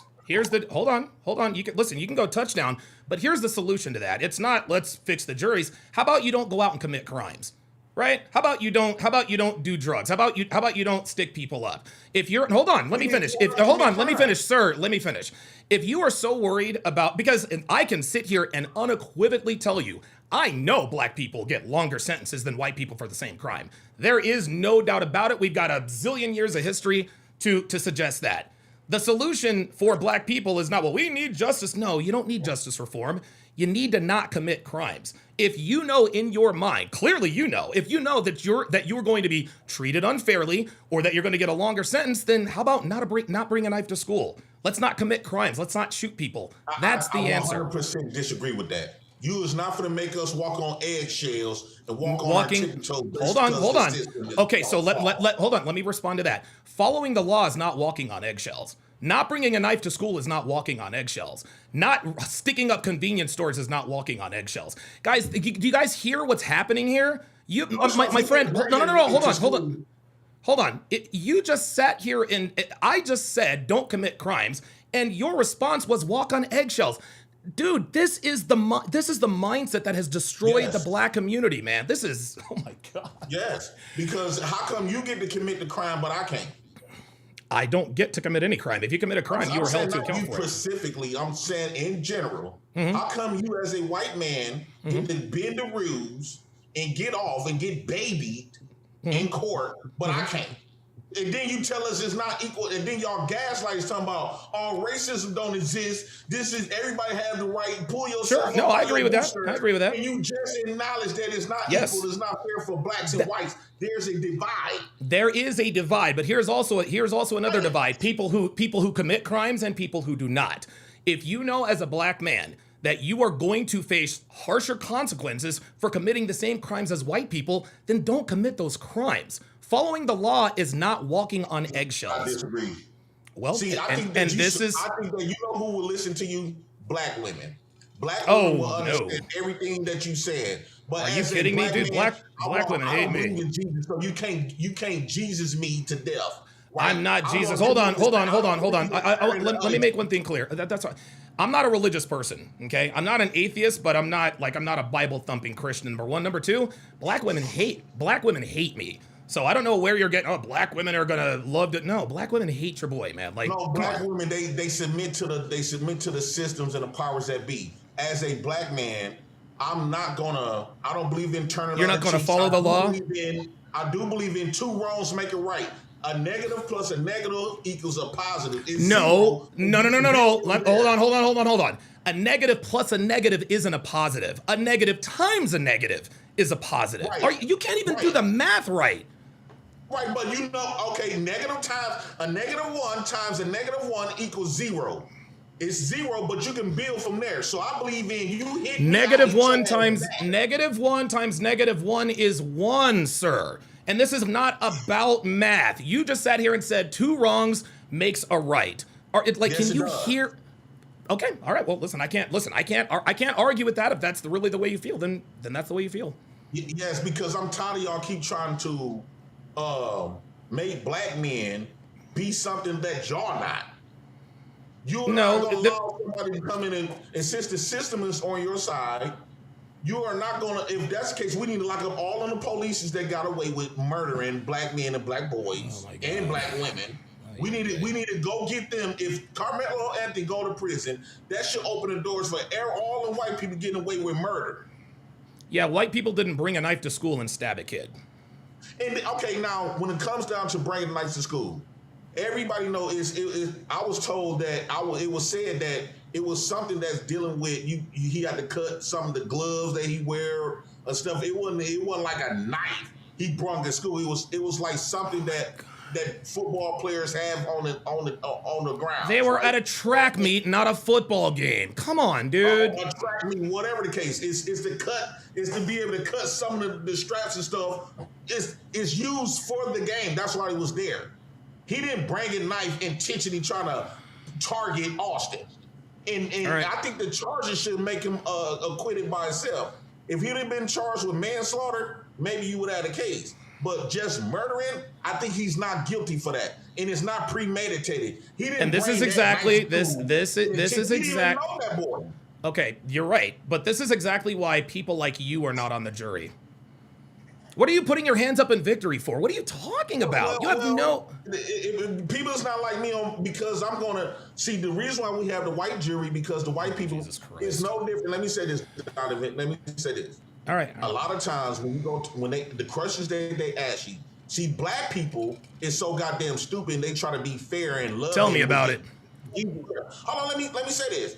And so you got those 3 black women, which was stupid to say that they didn't concede themselves locking up that black boy. Why are they stupid? Why are they stupid? Why are they stupid? Not playing a fair game in that court. Okay, so why are they stupid? I want you. Hold on, Donovan. The whites going to pretend like they don't have a bias. They're not going to acknowledge the bias because they want to see that boy in prison. So they're not going to pretend. They not going to tell the truth on those questions that they've been asked. So you're going to play the game just like I played the game when I had to take a test for work, right? And that's what the white people doing. And that's why I say black people, you are so stupid to me. And you keep you playing fair. White people is not playing fair. White people trying to get their just due for you taking their people out. It don't matter if they people was in the right or wrong. Perhaps the same could be said about your community. You're trying to get your lick back for 400 years of slavery that you had nothing to do with. I could say the same thing about you people. I think that, one thing about a bully, right? You can't reason with a bully. And white people is known bullies. Austin Metcalf was not a bully. He dealt with him. He told, you are projecting. Only niggas respond to riots. Oh my God. Dude, niggas respond to riots, not white people, man. You see the biasm? Yeah, so yes, I'm calling it like it is. Let me ask you something. Let's just get, hold on, let's just get this out the way. Are you racist against white people? I believe in being a man and retaliating when somebody do something to me. That didn't answer the question. Are you racist against white people, sir? Yes or no? Yes, in some occasions, yes. I do not believe that white people should have sex with black women or black men should have sex with white women that give babies. Oh, you really don't have a problem with this. I don't go around and hate white people, but I do got a bias. It's my people before white people. Do you see who this is? Do you see who this is? This is my wife. Okay, so are you hating on my wife here? Yes, this is my wife. Yeah, looks good, doesn't she? Right? Is there anything? Yes, this is my wife. I've been with her now for 10 years. And I congratulate you that your wife is representing you. I'm in a disagreement if that would have been a black woman. Or if I had a white woman like that. I believe in everybody should stick to their own kind. You don't have to go outside your race to find love. That ain't love.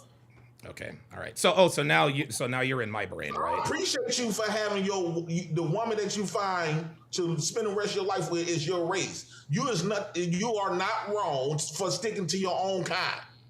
So yes, I didn't say you're wrong for sticking to your own kind. Yeah, there you go. I don't go around and hate white people, but I am prejudiced. I don't got power to be racist. Black people can't be racist.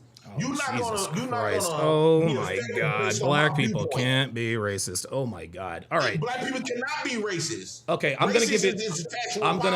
Okay, all right, fine. I'm going to give you the last word because this is going nowhere. I'll give you the last word, sir. And then if you have socials like If you have like a YouTube channel or an Instagram, drop your Instagram, because listen, even though we have had contentious conversations, at least you were brave. Listen, at least look, I will give you this. I'll respect you for this in this regard. I respect you for coming up and having a conversation face to face, because I got a lot of people in the chat who are chatting exactly the same things you are, but they don't have anything to substantiate it. At least you came up and attempted to have a civil discussion. Even though it got contentious, I still respect you for coming up. So I'll give you the last word. Tell everybody where they can find you. Okay, so first off, you can find me at Chaotic Truth and T-Max Network. Okay. T-Max Network. Okay. And then my IG is JAY Prince 4535. J Prince 4535. Okay. I actually went viral on Pop the Balloon not too long ago. No shit. What about? Huh? What? It's on TikTok. Thank you. All right. Yeah, I'll give it a look. Huh? I'll give it a look. I'll give it a look. Like, I genuinely mean that. And what I'll do is I'll also have Charleston White and okay. And when the food stamp government hit, I've been on WordStar plenty times. Okay. So the last thing I want to say to this, Karmelo Anthony, you are not getting a fair trial. The moment they, out of 500 people, 600 people, 500 to 600 people, they can find 5 or 6 black people. So we wondering, they trying to highlight a handful of 2 or 3, 3 or 4, I would say 3 to 6 black people, right? Okay. To say that they had ill intentions on the jury. What about the other 490 some people, right? How come they not highlighting the white people that had their bias? But they keep trying to narrate the bias off the few, about, I would say 10 black people out of 500 to 600. Why they not?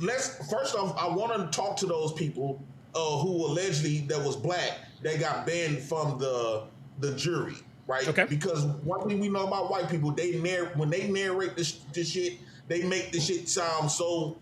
Yeah, but again, people like you are literally doing the same. Listen, people like you are literally doing the same thing. You guys are just making stuff up, man. And here's another thing. White people did it too, because they clearly. There it is. There it is. See, okay, fine. White people, what you don't understand is that you are engaging in white supremacy. You are saying that my behavior is okay because white people do it. That's white supremacy. Just because white people do it too doesn't make it right. Okay, and so you think that Karmelo Anthony is not going to get a fair trial because there's not a black person on the jury. I understand why you would think that, but guess what? Austin Metcalf didn't get a fair shake under that tent because Karmelo Anthony had a weapon and he did not. Oh my God. So we going to do that, Donovan? Yes, we are. Yep, we are. So okay, that means we never get it fair, right? It's just shocking to you to see white man die in the hands of a black man.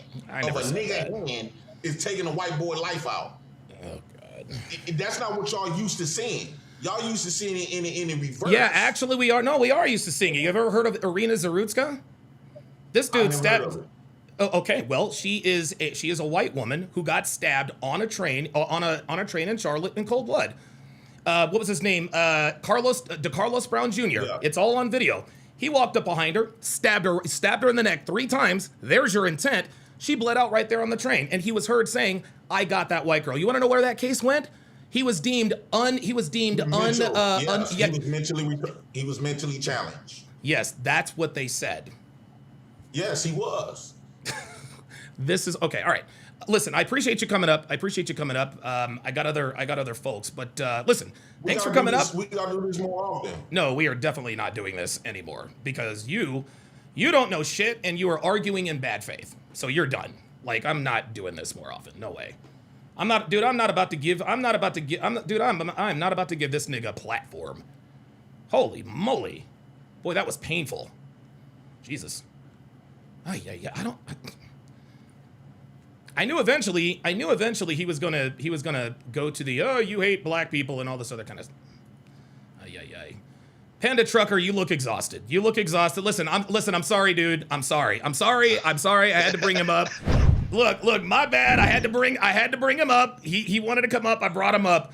Okay, so absent what all of just happened, you said that you have an interesting theory on how Karmelo could actually be acquitted. Yeah, but first, did you catch what he said to you? He thinks you're a white guy. Yeah, dude, I don't respond to that. Dude, that stuff just goes in one ear and out the other with these people. I don't care about that. I don't care about that. Your kind, da, da, da, da, whatever. Fine. Yeah, right. You showed him pictures of your wife, and he's like, "Yeah, you stick to your kind, dude. You're not white." Like I caught all that. I choose. Dude, and see, here's the difference. I'm a black man. That dude's a nigga. Yeah. Okay. The difference between black people and niggas is black people. We don't allow words and insults to drive us insane. We don't allow words and insults to make us go crazy and then blame the words or the insults.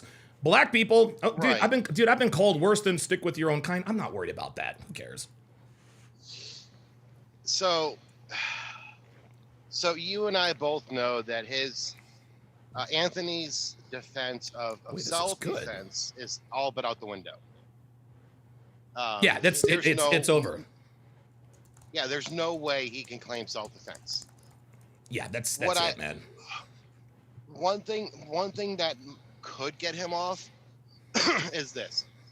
In every interview you've had so far with people of certain communities, they all talk and act and have the same thought pattern as the next person.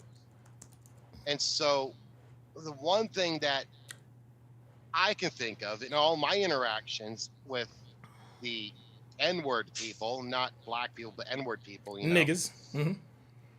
Yep. I'm trying not to get your show canceled again. Yeah, don't worry about it. I ain't tripping.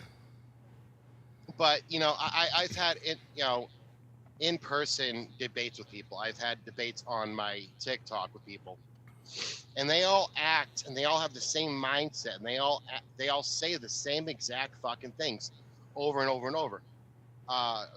Anthony's mom, Anthony's dad, they all have the same mentality.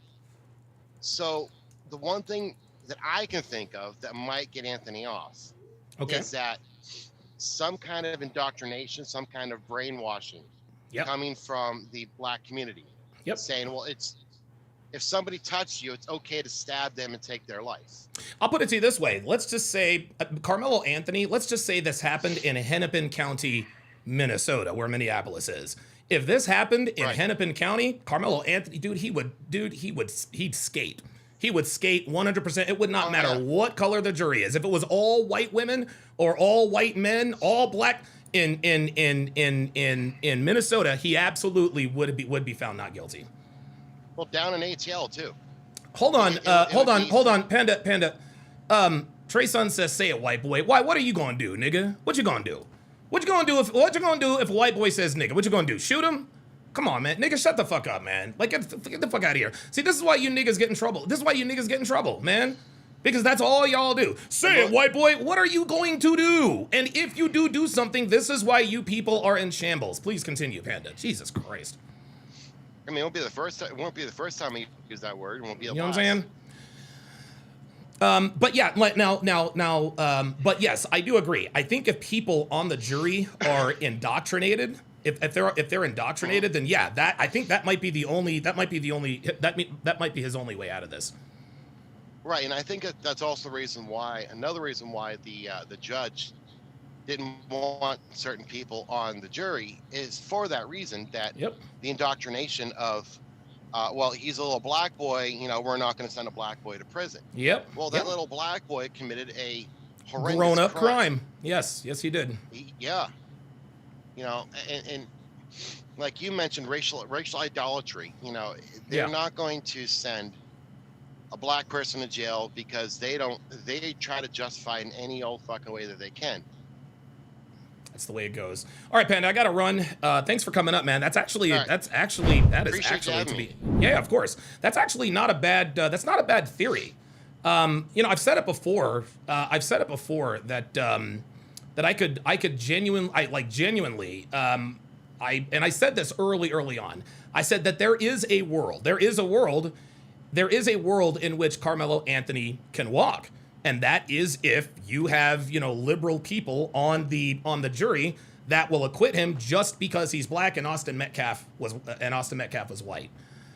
So yeah, I mean, listen, I don't know that that's what's going to happen, but at this point, I don't think so. I I think he's probably going to be convicted. And if his attorney, Mike Howard, were smart, he would try to plead out, but they don't have any leverage, man. They really don't. Bad Rastafari with the $25 super chat. Says, I want my money back, but real talk, you have the patience of a messiah. You have earned this holy Brayon plague. Yes, sir. Let's go. Let's go. Ay, ay, ay, ay, ay. Oh, boy. Oh, boy. Okay. All right, sis run. True's none. You got to go because all you're doing is running off at the mouth. Who else? Who else? Who else needs to go? Who else needs to go? Who else is in here just talking crazy, man? Because y'all just, dude, you niggas just be in here talking. Legend said with the $5 super chat says he was told to leave 15 times, refusing to leave the tent. If I'm afraid for my life, you only have to tell me once to leave or not tell me at all. There you go. There you go. Guys, listen, I hit him with fact after fact after fact. That's the problem with these people. They don't care. They don't care about the truth. They do not care about the truth, man. Sheila asks, you think Karmelo might have stolen stuff in his bag? Yeah, it's possible. It's possible. But even if Karmelo had stolen something, that's not the worst crime he committed that day. That's not the worst crime he committed that day. Ms. Jimmy's Girl says, Collin County is all Republican, but the heart of the Bible Belt. Yep. Yep. Alden Outdoors says, I love when people talk tough behind a keyboard. Yeah, they all do. Lord Beerus, haven't seen you in here in a while, says racists divided the country into separate asylums posing as culture. Like there's a blood test to prove who's American apart from who's native. LMAO, the insanity of it all. Yeah, right. If you want to go macro. But what that conversation just demonstrated was that A, this is why there are no black people on that jury, okay? And B, they don't care about the truth. Black people do not care about the truth. Okay? This is, and I'm not even done yet. There is overwhelming evidence to suggest Austin Metcalf didn't. He did not attack this kid. He wasn't ganged up on. It wasn't 2, 3, 4, 5, 8 on 1. No, it was 1-on-1. Eyewitness accounts, man. Eyewitness accounts, guys. They don't care. They just don't care about the truth. No logic, no rationale. Black. Insane. Like this dude literally, and dude, I wish I would have had the time to call him out on this. He says that the black women didn't have sense enough to lie on the questionnaire. That's why there are no black people on the jury. The man just sat here and said that they're stupid. And they're stupid because they didn't lie, they didn't have the wherewithal to lie on their questionnaire to try to get on that jury. This is why black people are not on that jury, guys. This is why they're not on the jury. Because more, and I don't know what the percentage is of black people who think like this. I don't know if it's not all. It's probably not even most, but it's certainly enough. It's certainly enough. There are enough black people who have this sentiment. And here's where the prosecution was smart. They said, okay, we can't dismiss them because they're black. We're gonna have to find that something all three of them had in common. We have to find something all three of them had in common. And what all three of them had in common is that they couldn't see themselves.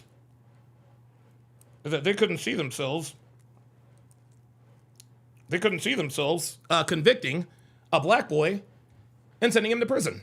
They couldn't see it. You can't have someone on the jury who already has their mind made up. Danny Gonzalez with the one has gifted one Donovan Sharp membership at Rodimus 580 to welcome him to the family. Yeah, Rodimus, is that after Rodimus Prime? Because if that's after Rodimus Prime, you're a gangster. Danny Gonzalez with a $2 super chat says, cool. Oh, that's a funny emoji. Alden out. Oh, wait a minute. Alden Outdoors. Sheila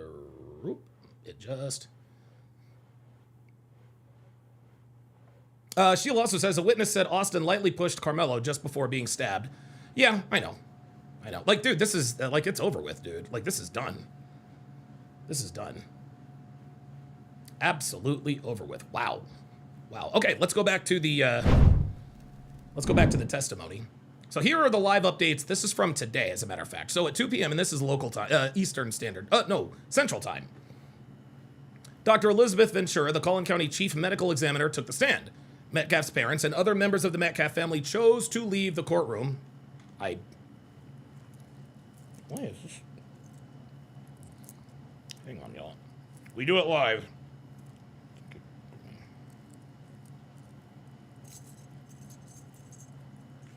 Fix that later. 1 p.m. Teen's testimony. Wait a minute. She took the stand and then Okay. So the teen's testimony continued. Defense attorney Toby Shook began cross-examining 18-year-old Para after the lunch break. He was the teen that Anthony knew sitting under the Memorial High School track tent. Uh-oh. Oh boy, this is Karmelo's homeboy testifying. This is Karmelo's homeboy, one of Karmelo's homeboys testifying. Let's see if there's any bias. When asked about their friendship, Para said, every now and again, we got together. The defense showed jurors pictures of the two hanging out and pointed out that they got together at least 3 times over a 3-week period. Para agreed, but said he only hung out with Anthony when Anthony's girlfriend was around. He said Anthony's girlfriend was a common friend. Oh boy. Listen, that could take an unexpected turn.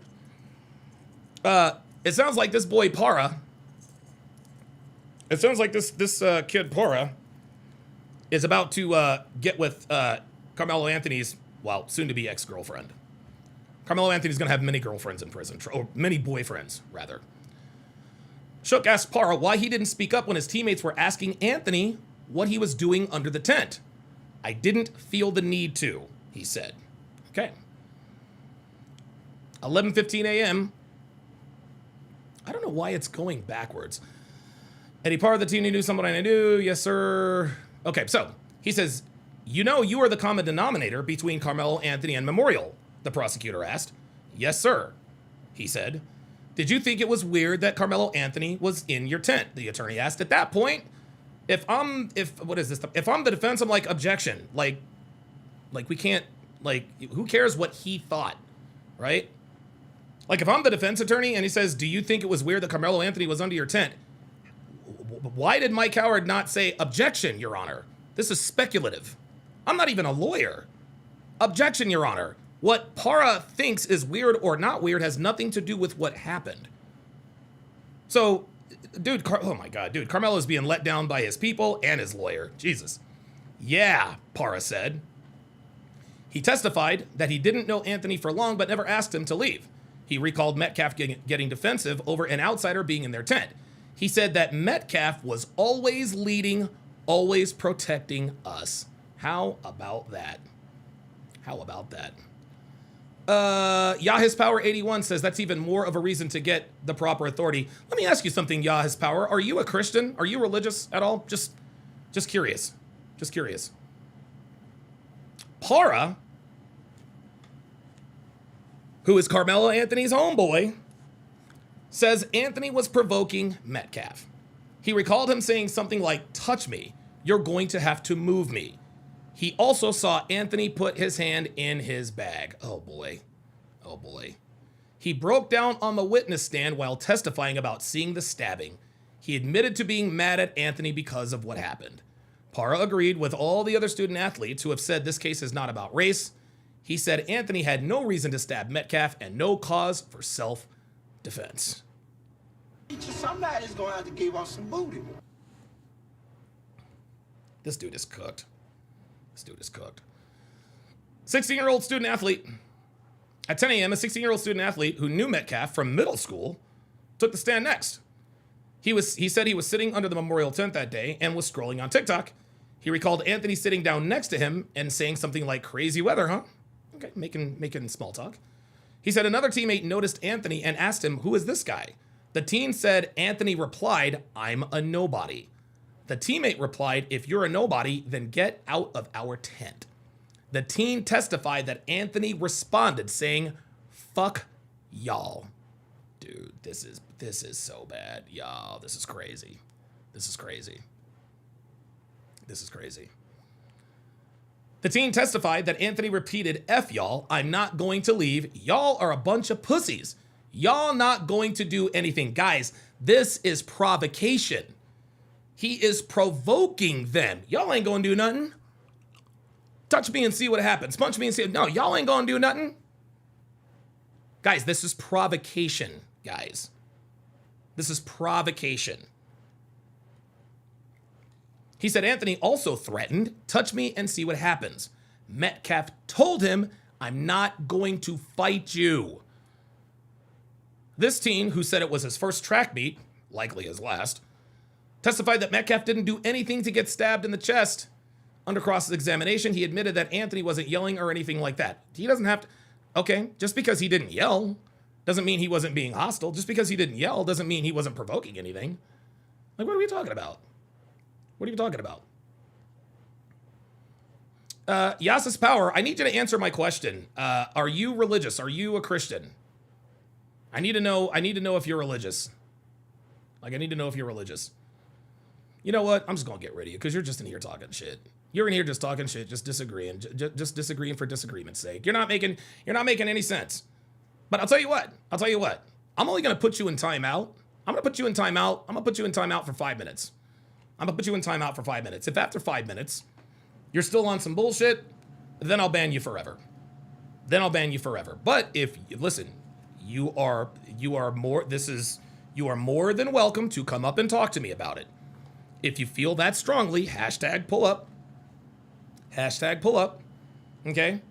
The link is right there in the chat and also pinned at the bottom. By the way, Devin just brought Jarritos. What flavor, you ask? Watermelon, of course. Donovan's white wife brings him watermelon flavored soda, proving she's racist. Let's continue. This teen who said it was his first okay. 15-year-old student athlete. The next teen to take the stand was a 15-year-old from Memorial High School who was also on the football and track team. He said that Metcalf was, quote, like a big brother to him. "We all told him to leave," the teen said, referring to Anthony. So it wasn't only Austin Metcalf that was giving him static. "We all told him to leave." He testified that Anthony, quote, got irritated and tried to provoke us as he was asked to leave. He remembered seeing Metcalf fall down the bleachers with blood on his chest. He also said that when the team returned to the bus, everyone was crying. "That sucks. We couldn't believe what happened," he said. "Did Karmelo Anthony act in self-defense or commit murder?" the prosecutor asked. "He committed murder," the teen said. Holy moly. Wow. Danny Gonzalez with another $5 super chat says, "But Donovan, it had to have been a white trailer park trash that influenced him, because that's exactly what white trash says. You ain't gonna do nothing. Yo. Listen to DG getting in on it. Yeah, you're probably right. You ain't gonna do nothing. You ain't got nothing in your bag.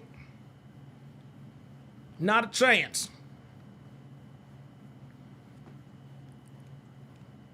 Now we're at the first witness to take the stand on Saturday morning, which was earlier today, was a 17-year-old Memorial High School athlete. He was initially under the Memorial tent, but was walking down the bleachers when the deadly encounter happened. "You know you're not supposed to bring weapons to a track meet, correct?" the attorney asked. "Yes, sir," the student replied. "You don't expect to see someone get stabbed at a track meet or an event." He testified that he didn't see anyone crowding Anthony. He didn't expect the fight, and he didn't see any reason for Anthony to stab Metcalf. He says the stabbing was not self-defense. He says, "No, sir, that's lethal force against non-lethal," he said. Under cross-examination, defense attorney Toby Shook pointed out that the teen told a police detective that he remembered seeing Anthony under the team's tent before. The teen clarified that it was a year prior and he saw Anthony pass by. He admitted to the defense that Metcalf could look intimidating because of his side. That still doesn't give him a reason to. Still didn't give him a reason. Yeah, Jay Prince, listen, like, I appreciate you coming up, Jay Prince. You're out of here, dude, because you're literally, Jay, you're just talking nonsense. Literally talking nonsense. You don't care what the truth is. The truth is staring you right in the face, and you are still up here. You're still up here making excuses for this kid. This is unbelievable. This is unbelievable. Oh, but we're not done yet. We are absolutely not done yet because it gets so much worse. Oh, it gets so much worse.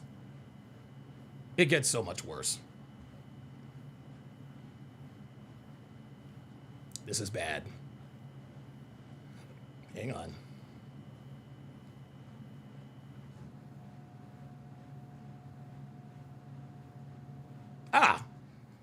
So this is from this is from NBCnews.com.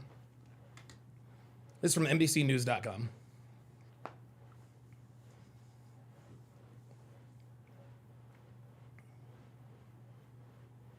It says Karmelo Anthony jury views the video showing aftermath of fatal stabbing. Oh, wait a minute. Looks like hold on. Shout out to BMac with the $10 super chat. I'm sorry, the $10 Cash App. Says, I thought you missed some chats during the Jay Prince call. Okay, let me check. Oh, nope, that's Fleece Johnson. We don't want, we don't, I ain't trying to see Fleece Johnson. I like you, and I want you. And we can do it the easy way or the hard way. So the choice is yours. I'm just saying, I ain't trying to fuck with Fleece Johnson. You feel me? I ain't trying to fuck with that nigga. Ain't trying to fuck with that nigga. All right, let me check my super chats here. Let me see if I missed any. Oh, guys, we are not done by a sight. You guys are, dude, this is gonna be like, this is all bad. This is all bad. Let me check and see what we got here.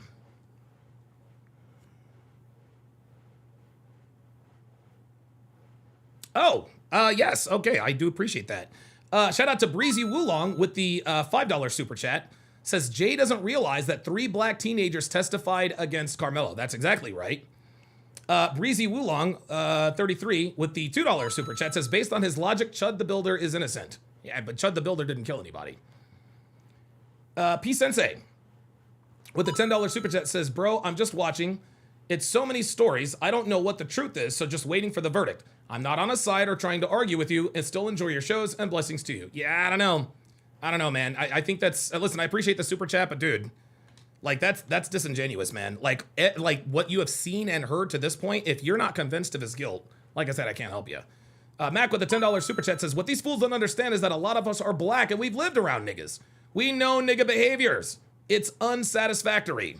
Yep. Absolutely, and those are the ones I missed. Okay, I appreciate that. I appreciate you letting me know what was going on. All right, let's go back. Let's get back to the live here. Oh shit! Hold on, I gotta make sure I don't miss the Stanley. Oh, the dog show is on.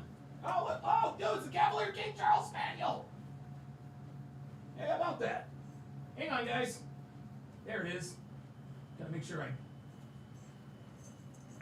Oh shit, dude.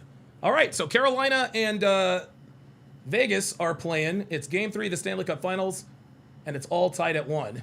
Just don't let fucking Logan fucking Stankoven get the goddamn puck. Jesus. Okay.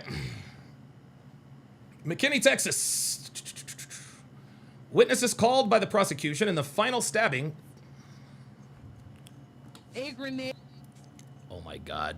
Can you guys please forget that I just said that? Like, that's probably the worst. It's probably the worst snafu I think I've ever had.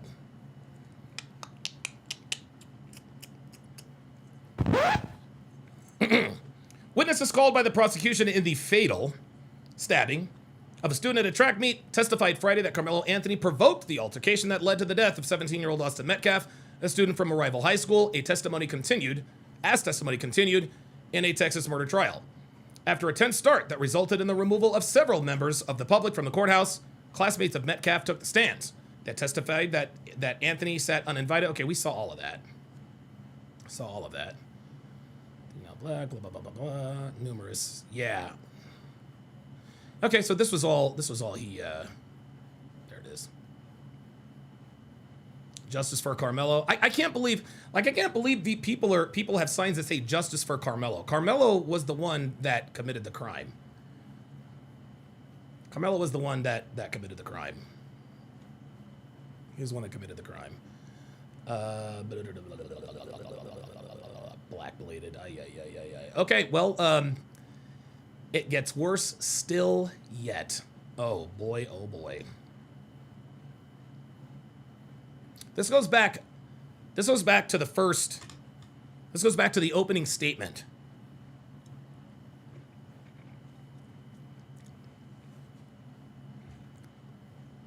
This goes back to the opening statement. Johnny Ray Jackson says, "Can we get a legal expert and not a fucking activist to give an opinion?" Yeah. Tune into CNN, tune into NBC, Fox News. You'll see plenty of it. You'll see plenty of it. Sheila says justice for Karmelo would mean life behind bars. Yep. Absolutely.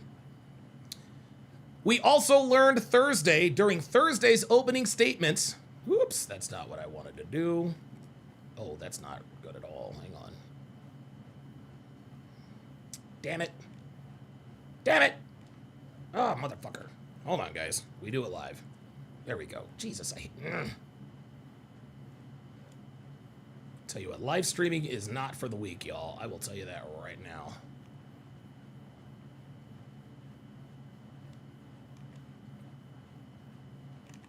Okay, let me... 2 seconds, guys. Okay, there we go. Okay, there we go. All right.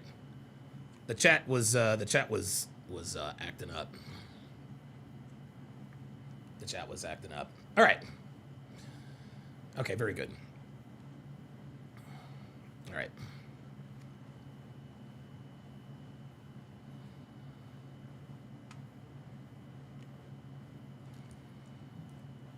Okay, let's continue. Sorry about that, guys.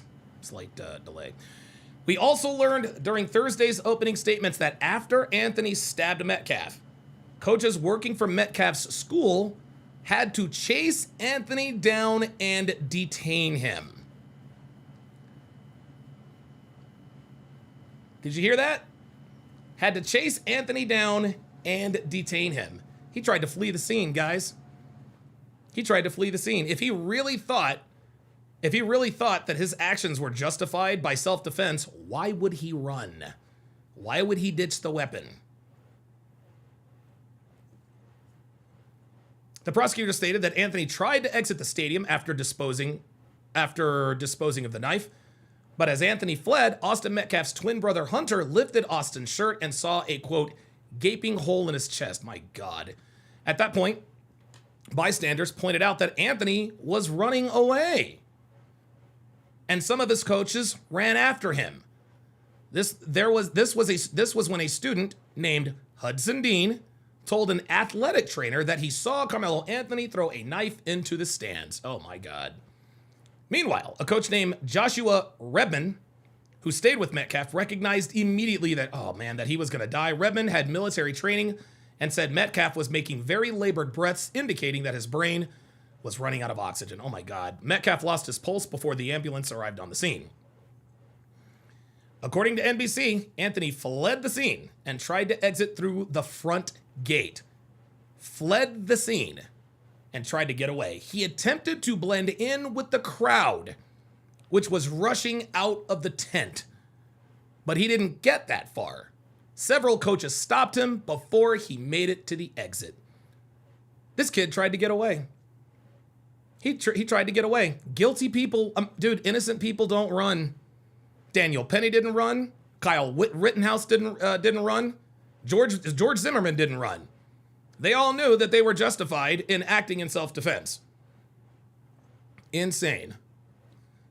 Oh, Tabasco's Academy. Oh my God. Oh my God. Tabasco's Academy with the very first super chat On my alternate channel, $10 super chat says Cavalier King Charles. I love those guys. Yo!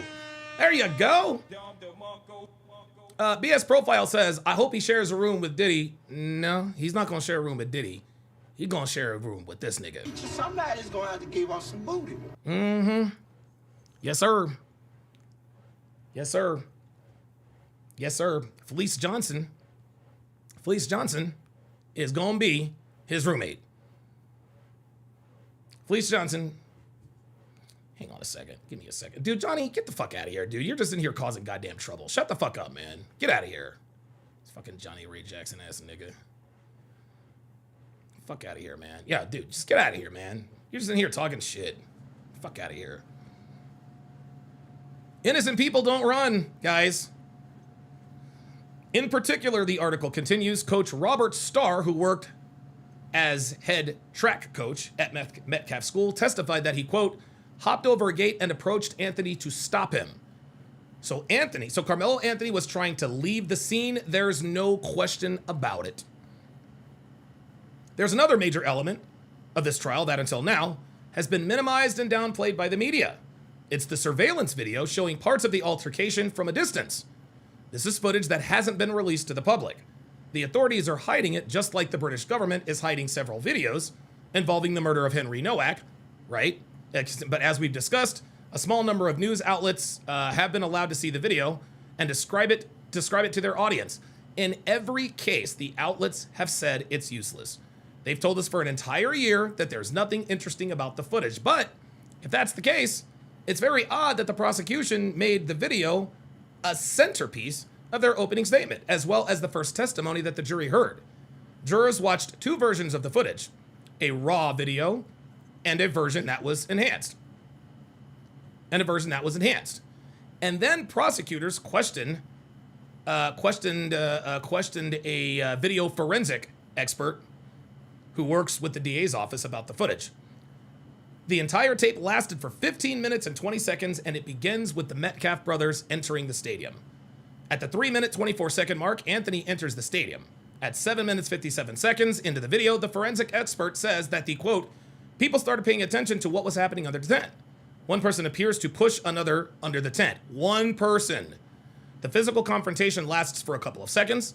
There's a flurry of movements, as described by NBC reporter in the courtroom.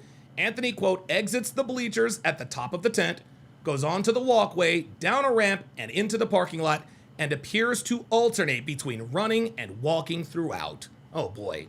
As Anthony exits the bleachers, someone is pointing at him. At 12 minutes and 30 seconds, Anthony is being escorted by police. Oh, Jesus Christ, this Frederick dude, get out of here. He wants to know why I was fired by O'Shea. I was never fired by O'Shea. And who cares? Like, dude, bro, get out of here, man.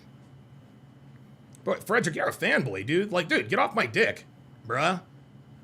Like seriously, like, get off of my fucking dick, dude. Fucking weird. Jesus Christ. Mac with the $20 super chat. Yeah, he says, this is actually a lot worse than I thought. Karmelo is done. Yeah, he ain't getting out of this one. He ain't getting out of this one, y'all. He is not getting out of this one. Wow. From these descriptions, which were provided by reporters who could barely see it since the TV wasn't angled towards them, we can conclude that indeed the video footage is highly relevant evidence. It's not worthless as every media outlet claimed. Instead, to the contrary, the footage is strong evidence of Anthony's guilt. If Anthony had truly acted in self-defense and neutralized the dangerous threat, there would be no, this is what I said, there would be no reason for everyone to run out of the tent in a panic and point towards Anthony so that the coaches and the police would apprehend him. Oh my God, oh my goodness, when Daniel Penny neutralized the violent homeless schizophrenic on the train, people didn't run out of the subway car and tell the police to arrest him. Instead, they helped Penny restrain the vagrant, and they were relieved when he took care of business. So the fact that this footage shows the opposite reaction from bystanders, the fact that it shows how horrified they were by what Karmelo Anthony did, strongly suggests that he committed murder. And the other students were worried that he'd killed them next, like a mass shooter. I don't know about all that. And it's obviously they weren't worried about that because, dude, remember, he tossed the knife and ran, so I don't buy that. It's also important to point out that one of Austin Metcalf's teammates, who is black, ran after Karmelo Anthony. New state witness Vincent Cooper, a coach at Frisco ISD, is now testifying how he assigned to manage Karmelo Anthony after the stabbing and stop him from leaving the football stadium. Later, Cooper was asked to calm down a teammate of Austin Metcalf, pictured below, who was angry about Austin's stabbing. Austin's teammate, who is black, wanted to attack Anthony. He stabbed my brother, the black Memorial teammate of Austin Metcalf said. The teammate explained that he was on the football team with Austin and considered him family. Well, isn't that interesting? Isn't that interesting? The first person who wanted to attack this nigga was a black person. How about that? This dude, he is all the way cooked. He's all the way cooked. Holy moly. This was an immediate reaction from Metcalf's black teammate. His testimony is completely fatal to the left's entire narrative about this case. If he thought Austin Metcalf was attacking Karmelo Anthony because he's black or whatever, then the odds are pretty good that this particular individual wouldn't lunge after Anthony and try to avenge his fallen teammate. But that's what he did, because in the moment, he recognized exactly what Karmelo Anthony had done. Although it's not clear who did the pushing in the video, it's certainly possible it was Austin Metcalf. Metcalf pushed him, it is what it is. Witnesses said that Metcalf, as a part of his effort to get Karmelo Anthony out of the tent, applied some physical force. But obviously, when you're unarmed and you push someone without even knocking them over, you're not using lethal force. The person you push isn't allowed to murder you because he can't possibly have a reasonable fear for his life under these circumstances. Remember, he kept provoking. Touch me and see what happens, blah, blah, blah. You don't provoke someone that you are genuinely afraid is going to kill you. Incredible. If the attacker is in the wrong team's tent, where he's not supposed to be, and he is daring someone to push him, and he knows he has a knife, and his victim does not, then there is no viable self-defense claim, period. Along those lines, one of the most important parts of Thursday's testimony zeroed in on the fact that Anthony was in the wrong tent. Robert Starr, the head track coach, testified that, quote, a tent marks your spot. He said it's a, quote, big deal to ensure other people are kept out of the tent for a variety of reasons, including keeping property safe from theft. This is why Austin Metcalf told Karmelo to leave the tent. And it wasn't just him, it was everybody. That white boy, he didn't bully him. He told him, I don't want to fight you, dude. Just leave the tent. Additionally, on the day of the stabbing, Coach Starr had texted Metcalf telling him and his brother that they needed to, quote, be leaders for the day and step up. Oh my God. This is why, guys, this is why Coach Robert Starr, I think Robert Starr probably feels some level of responsibility, because he told them to be leaders, and that's exactly what Austin did. They needed to assist. They needed to, quote, assist with getting tents off buses and carrying heavy equipment. Metcalf responded, for sure, coach, got you. And after Metcalf's death, Coach Starr testified that he replied to that message, I love you, man. Sorry, I didn't say it enough. Oh my God. Dude, this is crazy. King Life with the $2 super chat says, Donovan, I sent you something as well. Okay, let me check this out here. Okay, all right. I'll play that. I'll play that right after I get done reading this, because I'm about to bring this to a close here. Yeah, I've been doing this for 2.5 hours. My voice actually sounds a little bit better. We're still tied at 1 in the Stanley Cup Finals, Game 3. Yes, Detective Life. Yeah, listen, when Detective Life is on the case, that's it. That's it. The point is, by the broadly accepted standards of the track world, Karmelo Anthony was trespassing. On cross-examination, Karmelo's defense attorneys tried to make the argument that occasionally, students will go into the other team's tent to chat briefly, especially if they see someone they know personally. And Coach Starr agreed that in certain situations, this does happen. In this case, Karmelo Anthony's defense attorneys say he saw someone named Edwin Parra, who is the Parra, in the Memorial High School tent. Memorial is Austin Metcalf School, and Parra is supposedly, quote, a close friend of Anthony's girlfriend. That's a problem. Karmelo Anthony, the lawyers say, had reason to remain in the tent with his acquaintance because it had begun raining. Evidently, Karmelo Anthony's high school, Centennial, didn't have its own tent. They only had a tarp. Contrast Anthony's behavior with, say, Kyle Rittenhouse, Daniel Penny, George Zimmerman, Rick Chow, or anyone else who engaged in lawful self-defense and who the left tried to send to prison for the rest of their life. None of these people attempted to flee after they eliminated the threat. Kyle Rittenhouse walked towards the blockade of police in Kenosha. Daniel Penny remained on the subway platform. George Zimmerman didn't move an inch from the pavement where Trayvon Martin tried to smash his head into a pulp. Rick Chow stayed at the gas station and voluntarily provided a comprehensive statement the moment they arrived. Not that it really needs to be spelled out, but in general, innocent people don't flee the scene after they defend themselves. They don't try to hide the murder weapon, and they don't lie to investigators about what they were doing. Guys, this is it. This is it. There's no way Mello is beating this. We can call him Mello, Carmelo, whatever. Dude, this is it. He's cooked. He is absolutely cooked, man. Absolutely cooked. Absolutely cooked. WTC Vidman says, I have a theory that Mello's girl was cheating on him with his homeboy, Para. Yeah. I actually thought about that. I'm like, maybe Para is embellishing a little bit because Para wants to get with Carmelo's now, I assume, ex-girlfriend. But by the same token, I mean, listen, that is possible. Okay, that is possible. But the counter argument to that is that his story matches everyone else's story. Everyone else's story. Yeah, he's done. He's done, guys. He is absolutely done. Yeah, he's deep. Like, that's it. I don't know how he, like, guys. The only way Army's convict BF says still dodging my debate. Who are you? Like, who are you, Army's convict? Bro, if you want to debate, the fucking link is in the chat. Like, where are you at? What the fuck is wrong with you, man? Dude, I pinned the link down there in the chat. Come on up. Come on up. Army's convict BF. Dude, you're not fucking Jay Prince, are you? Look, dude. Big J06 says, if anything, it's manslaughter. No, this is murder. This is murder. This isn't manslaughter. Okay, I'm not gonna, like, no. At this point, like, dude, yeah, this kid needs to go away. This kid needs to go away for 50 years. This kid needs to go away for 50 years, man. This kid he tried to run away. He tried to flee the scene. He tried to ditch the weapon. Yeah, man. Yeah, he needs to go away for life. He needs to go away for life, for real. For real. Because this is, like, dude, guy, this is why the state rested their case today. This is why they rested their case today. Their eyewitnesses literally buried this kid. That's it. Self-defense is out the door. You brought a knife to school. You sat under a tent you knew you weren't supposed to be under. You started a confrontation. You escalated the confrontation. Insane. Insane. Somebody is telling somebody to pull up or shut up.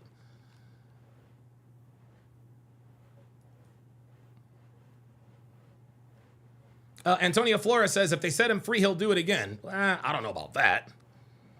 That's not the reason why he needs to be locked up. Not because he'll do it again, but because he's already done it. Right? Oh, there we go. Army's convict says Carmelo will walk free. All right. Wishful thinking. Just because you say it doesn't make it true, and you don't believe that. Where did my window go? Oh, there it is. Oh, cool. Got it.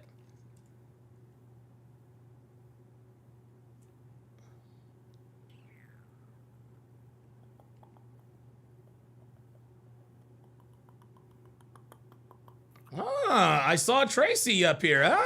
Tracy. Where you at? Now you don't want to be on camera all of a sudden, huh? You saw that I saw you, now you don't want to be on camera. Well, what's the hurry?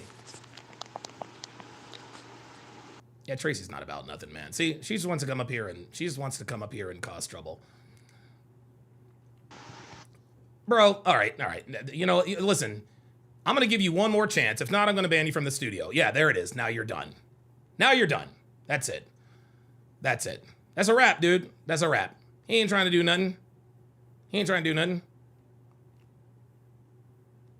Oops. Wait a minute.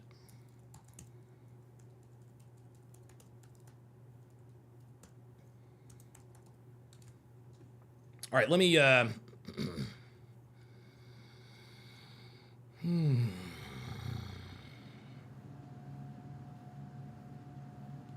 Tracy might not have teeth. Ebel, I think, is a troll.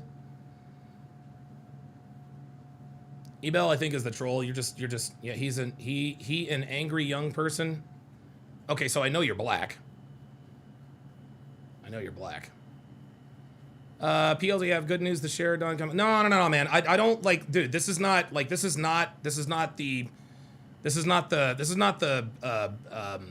podcast for that. I'm only allowing people to pull. Listen, I only want people pulling up if you disagree. Okay, and I guess I should have repeated that.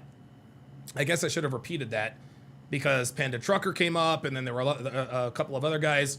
I'm only bringing people up who disagree. I am doing a live stream tomorrow, so if you want to share your good news, then I'm definitely good with that. Let's see. Let me see here. Big J06 says Austin was the cause, Karmelo was the effect. No, Karmelo was the cause and effect, my friend. Nice try, buddy. Yeah, that's what I thought. Yeah, I figured he was a troll just in here talking shit. Goodbye. See ya. All right, I'm gonna play the video that King Life just sent to me. I think I am. There it is. Done for the day.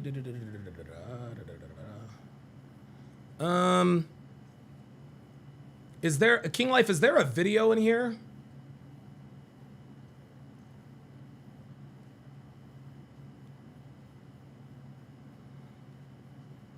I don't see the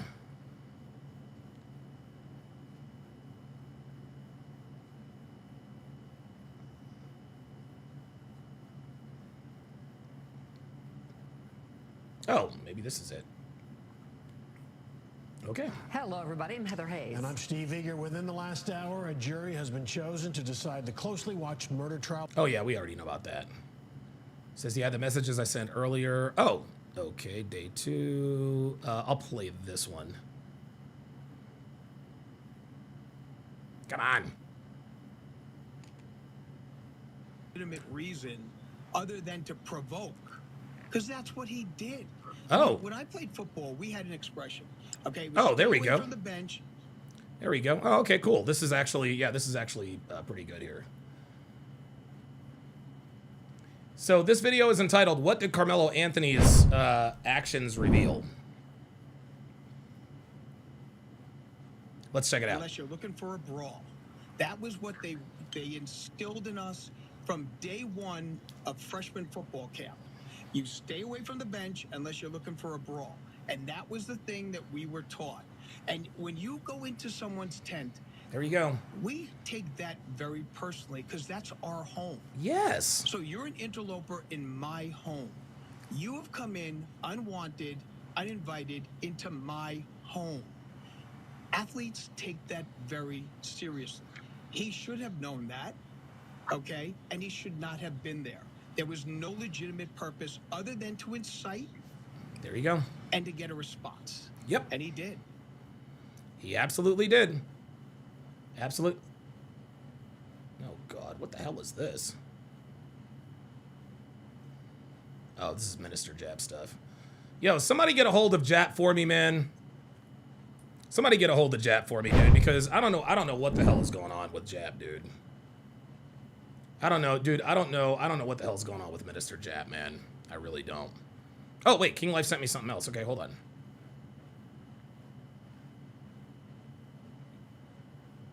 Wow, 1 hour and 14 minutes. Damn, dude. What's in this video? Oh, no. You didn't. No, you already sent that to me. Okay, got it. Okay. All right, I got you. Holy cannoli, holy cannoli, holy cannoli. Michael Stewart says the riots coming from his supporters after he is found guilty are going to be crazy. Yep. And I've actually stated, guys. Oh, Luke Perry says contacted Jap on Facebook. He didn't respond. Dude, I don't know. I don't know what to do, man. Like, he's not responded to my text messages. I don't know if he has me blocked, but...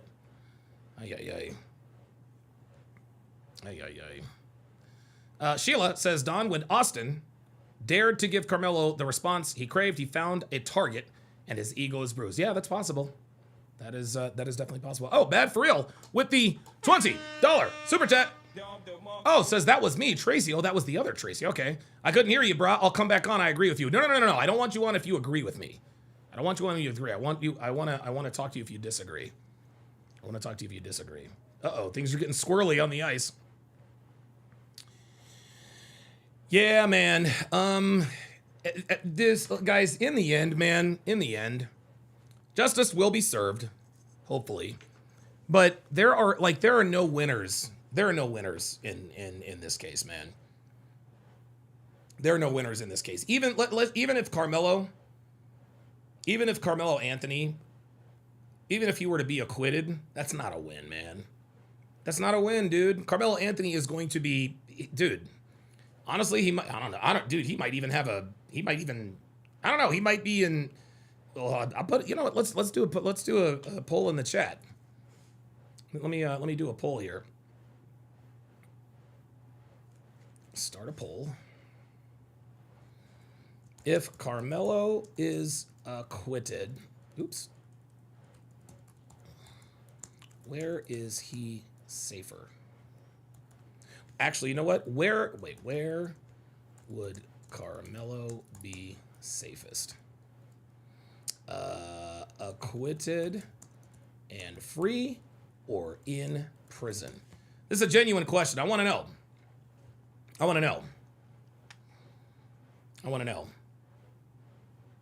Army's convict, still just talking shit. No, you don't. You don't believe he has a shot to get acquitted. You just wanted to say that. If you want to pull, dude, if you have something to say, then pull up, man. Because after everything that we have seen and heard from my live streams from yesterday and today, like, dude, like,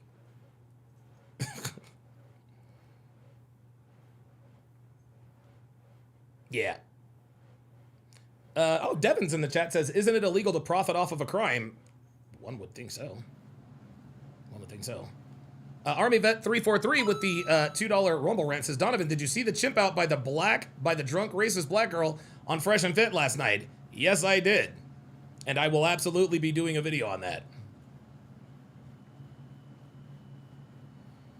Pneumatic Tube. Interesting handle. Says Donovan, blacks like Donovan are only the tiniest percentage of the black population. Wish there were more rational blacks out there, dude. I do too, man. I just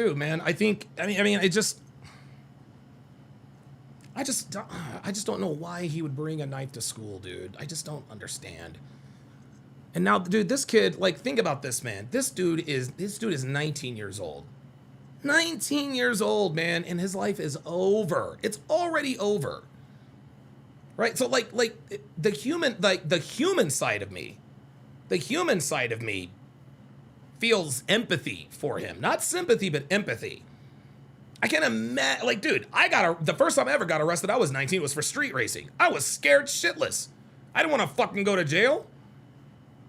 I did not want to go to jail. No, sir. This kid stabbed and killed someone.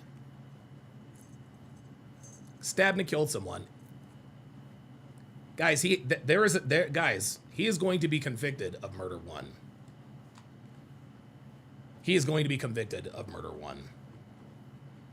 Like, this is, yo. And you want to know something? I was actually talking to Devin about this.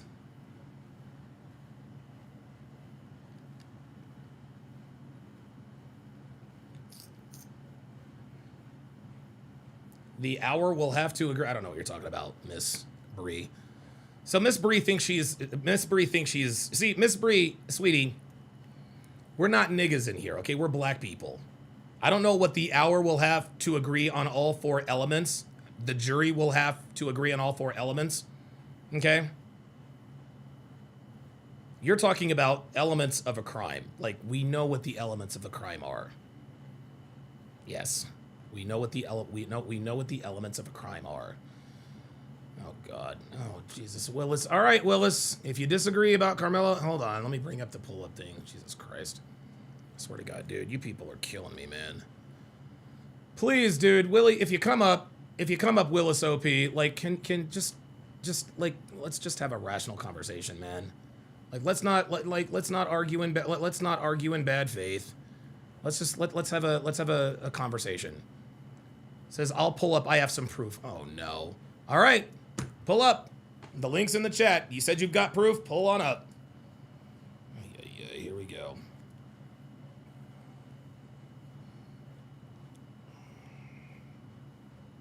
Pull up, Willis. JRC, you're out of here, dude. He didn't have a cleat sharpener in his fucking bag. Stop it. Now you're trying to say track football. See, now you're using, dude, you people exhaust me. Willis, I'm telling you, pull up. The link is in the chat. The link is in the chat. I'm going to put it in the chat one more time. I'm going to give you 10 seconds to pull up, and then I'm closing it. Because at this point, I think you're just trying to disrupt the show. Let me at you, at Willis OP. There's the link. If you want to pull up, pull up.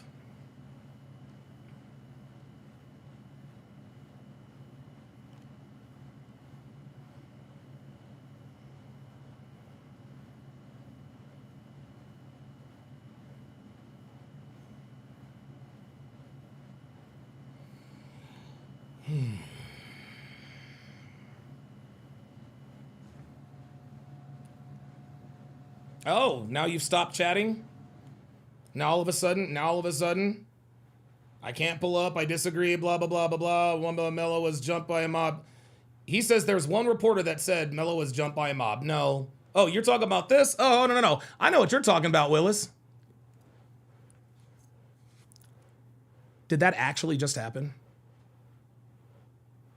I said, I know what you're talking about, Willis. He's talking about this dumb nigga. He's talking about this dude, a reporter. This guy was not a reporter. Here's what Willis is talking about. This is who he's talking about. This is proof. This is proof. We're supposed to believe this lying ass nigga. Listen to this. This is who Willis is talking about. Was it clear enough or was it fuzzy or what? No, it was clear. It was clear enough where you can see the actual lying ass raindrops nigga come by the camera. Okay. That's how clear it is. You actually see them walking up. You see that Karmelo is already up under there. He's under there minding his business. Dodging the rain or? Yeah. All lies. Listen to it. And listen, you hear the nigga actually talking about him, so it wasn't grainy. He's like, oh yeah, it was clear. It was clear. Come on, man. Right. And you know, it's interesting because now that we've heard all of the eyewitness accounts, this is gonna be funny. So that day we were under a tornado watch. Right. And we were under thunderstorm warning, and we know we had already had some. Yeah, a tornado watch, because being under a tent will certainly protect you from a tornado, right? Light rained in, and it started raining again. Then it was over with for the day. Okay. So that's kind of what happened on that day. But they were at a rain delay already, and so during that time when that happened, the twins, their two buddies, and a few other kids, because there was a few kids involved with it. They were all coming from the direction of the middle school, coming walking back up. Right. On the video, you can see those four that actually was involved, and maybe about 3 or 4 others that was with them, skipping up, trying to catch up behind. One veered off, probably. This is funny, trying to catch up from behind. This is in a tent. He's talking about, well, they chased him and he turned around. You don't chase someone under a tent, dude.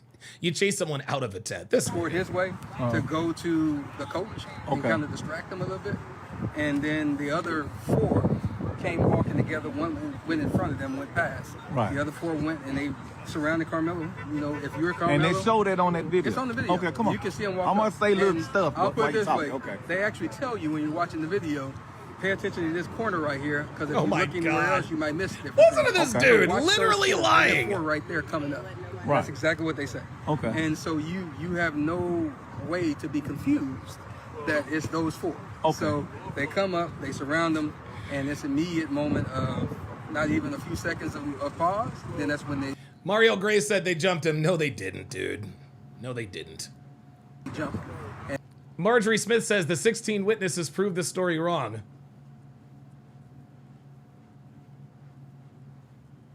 You mean this story? Was this story right here? Yes.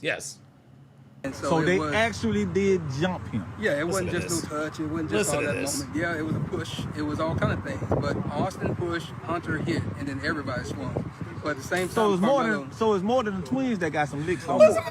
So it showed that in the video. Yes, in the video. So again, you have Hunter and Austin standing in the middle. Okay. Yo, this Yo, I have never seen anybody lie like this. This is And crazy. you have the light bright boy here, and you have the darker boy here. Okay. I think that's what I remember. So I have to go back and think about it. But that's where they were. One was going up. Yeah, Michael Stevens says, oh, they jumped him and he had no injuries? Okay, yeah, exactly. Up and down while they were talking and kind of pushing or whatever he was doing. Austin and Hunter was in front. So where they're talking about grabbing bags, Hunter actually said that I grabbed his bag. Right. And then later on, he said that Austin threw the bag. Okay. Jeff also said the same thing. And so that's them both antagonizing. And we know under Texas law, I just have the fear that you're about to do something to me and you can get up out of here. Yeah, so you don't have to touch me. But at that point, he still stood there and stopped there. And whatever they say alleged was said, my God. You don't know that until they get... This nigga was in the courtroom and he saw the video. He's literally making all of this up. Literally making all of this up. Because every single one of the eyewitness accounts don't mention anything about this. This is crazy. To adhere. But once they did that, they started hitting him. Karmelo actually was able to back out and try to get away. So he was actually trying to get away the first time.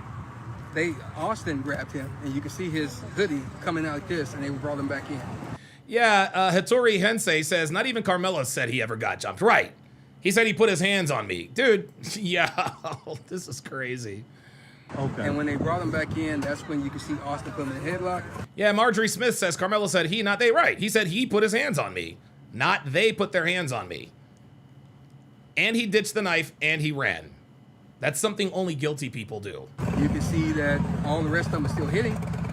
That must be when the poke happened. All of the rest of them are still hitting. Oh my God. Because he was able to get out again. He backed out. He looked to the right. That's where the other little kid was filming. Yeah, G. Lee says, everyone said this video was grainy also. This dude said it was crystal clear. Yo, this nigga. They got some self. This is why there are no black people on the jury, man. This is why there are no black people on the jury, dude. This is why they kept niggas on the jury, man. Devin actually texts me, says, so that blue tarp behind the tent is what Karmelo's team, where Karmelo's team had to sit during this. So of course they were going to look for somewhere to sit, and he saw someone he knew, so he can get away with it. Yeah. On footage too, but that's where he was filming. He looked directly at him in his camera, and then he went this way to the left. He went down. He fell, and that's when they realized he was gone. So they were still punching. That's when they realized he was gone because he was still punching. Where you at, Willie? Where you at? Yeah, Willie just exposed himself. He just exposed himself. His brother should be in jail. You don't believe that. And when he fell, that's when they all turned around. They started chasing him. Austin tried to go chase him too, but he grabbed his chest. I guess he realized that something happened to him. Oh, so after Austin Metcalf got stabbed, after he got stabbed, then he ran after Karmelo. Oh, I'm running after Karmelo. Listen to this dude. This is crazy. Dude, I cannot believe anybody has given this. Listen to this nigga. Lying his ass off.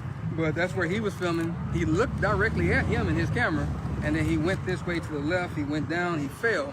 And that's when they realized he was gone. So they were still punching. And when he fell, that's when they all turned around. They started chasing him. Austin tried to go chase him too, but he grabbed his chest. I guess he realized that something happened. Austin went to go chase him too. See, he realized he fucked up. Austin went to go chase him too. Oh shit, wait a minute. He got stabbed, so he couldn't have chased him. Happened to him. And that's when he went down a little bit and he fell down. But all three of them were chasing. But Karmelo was so fast, he got away and went around to the coach. And so you can see them on the video pointing toward Karmelo and the coach.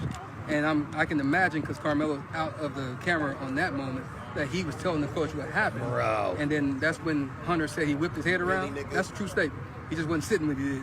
He whipped his head around, you see him on the video, and that's when he walked over to where Austin was, but he never touched him. So all that stuff about him rendering aid and holding his heart, and he never did that, because the coach grabbed him and he was holding him.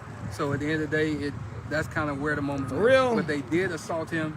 And we'll just play the game. Even if it was just a push, you still assaulted.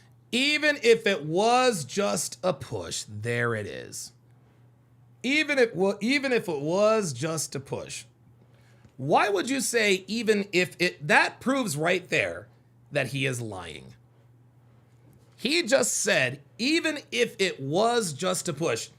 This man, Dude, oh my God, these niggas are stupid. Yo, these Negroes are dumb. If I saw the video and I saw what happened on the video, I would never say, well, even if it was just a push, you just claimed that you watched the video and saw all of this transpire. And then right at the end, even if it was just a push, he still assaulted him. My guy, you already told on yourself, bro. You already told on yourself. Well, even if it was just a push. These niggas think we're dumb. Because it was unwanted.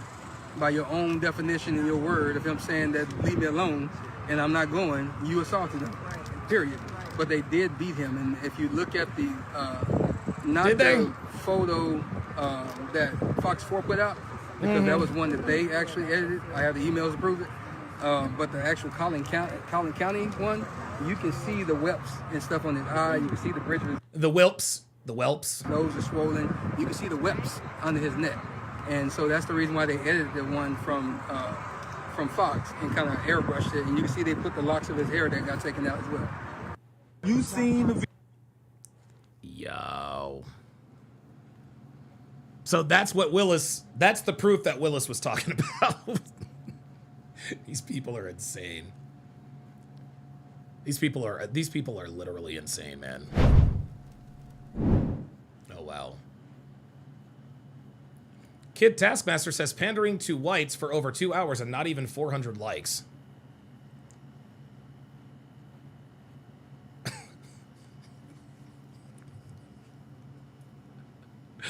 This is when you know. No, they didn't beat him first. Nah. Don't come in here and pretend like you believe this nigga. He said, whelps. Yo, this is crazy. That is absolute crazy work, dude. Absolute crazy work. What's Taskmaster doing? Pandering to it, so not even 400 likes. See, that's the thing, Kid Taskmaster.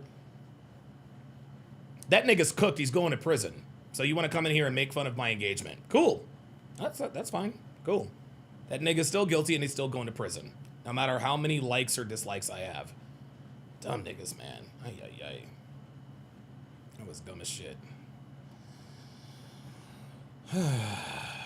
Okay, so I can't wait for the video to go public. Willie D live. All right, well, you can go over there and pander just like Willie D does. Yeah, Willie D's a nigga too. You knew Willie D was going to defend this nonsense. Jesus Christ.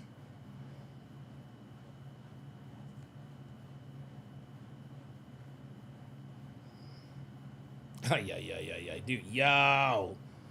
I cannot believe this dude actually thinks that we believe this. Oh my God. And this Willis guy actually thought it was proof. Holy moly. Oh my God. This nigga is straight capping. Straight cap. Yadier says that was a pretty corny joke. I don't know what you're talking about. Ornery Bronco says all of that happened, but this one man is the only one saying it. Yeah, right. All of the witness accounts literally. Dude, this is how desperate they are. They're like, you know what? This kid's gonna get convicted. Let's pretend. Let's have somebody get into the courtroom and then come out and tell us what they saw in the video, bro. Bruh.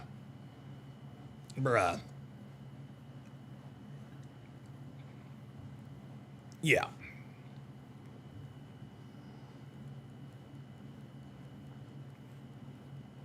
Phoenix Light Game says you can't reason with animals. Carmelo's gonna end up giving up that booty. Mm-hmm. Wait, what? A man's butt. Somebody gonna roll up on Karmelo talking about. Now I like you, and I want you. And we can do it the easy way out of the hard way. Mm-hmm. So the choice is yours. That's right. The choice is yours. The choice is yours. B-Rad for real says, you're legit and I just found you. People don't like the truth and it shows. Yes. Not only do they not like the truth, they don't care about the truth. They don't care that Karmelo Anthony's guilty. They do not care. They don't care about any of the evidence. They don't care about, it's always an excuse. Always an excuse. His teammates are they're lying for Austin. His teammates this, his teammates that. Guys, I've got some good news, man. I am up to 171,872 subscribers.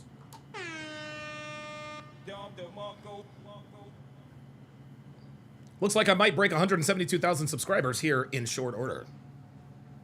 This is what happens. This is what happens. This is what happens when you tell the truth. All right, so I put a poll up.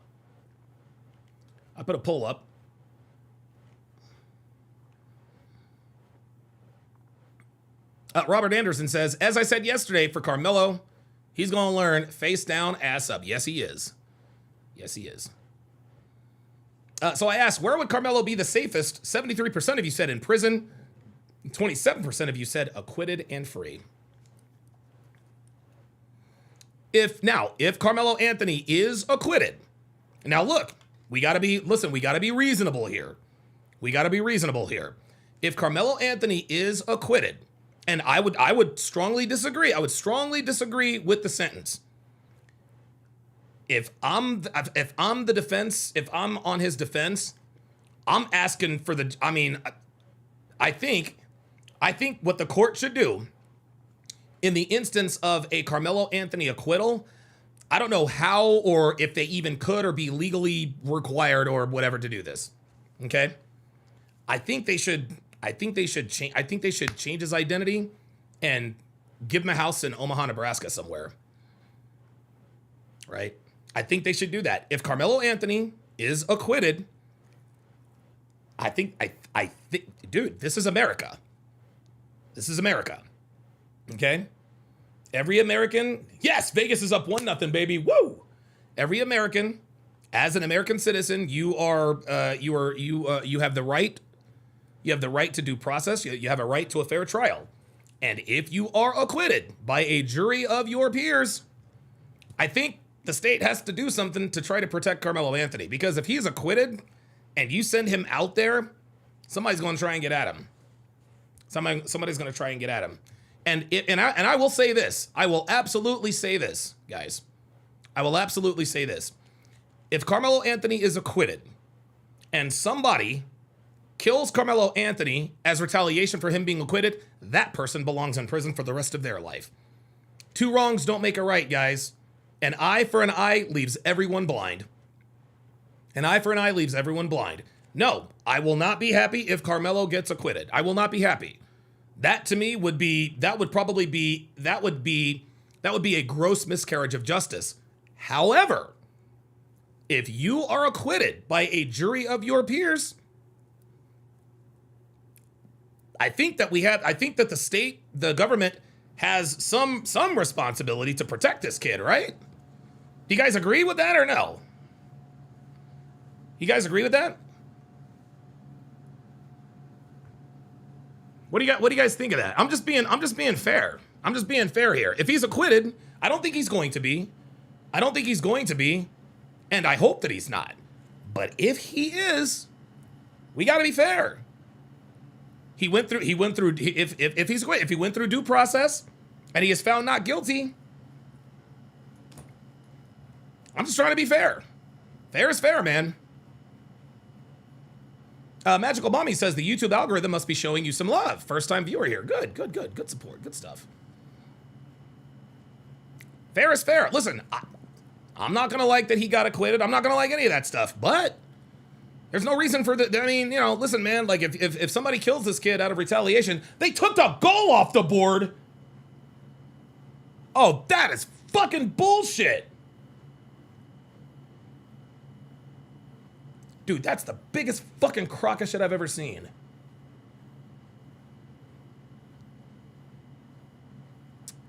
Man.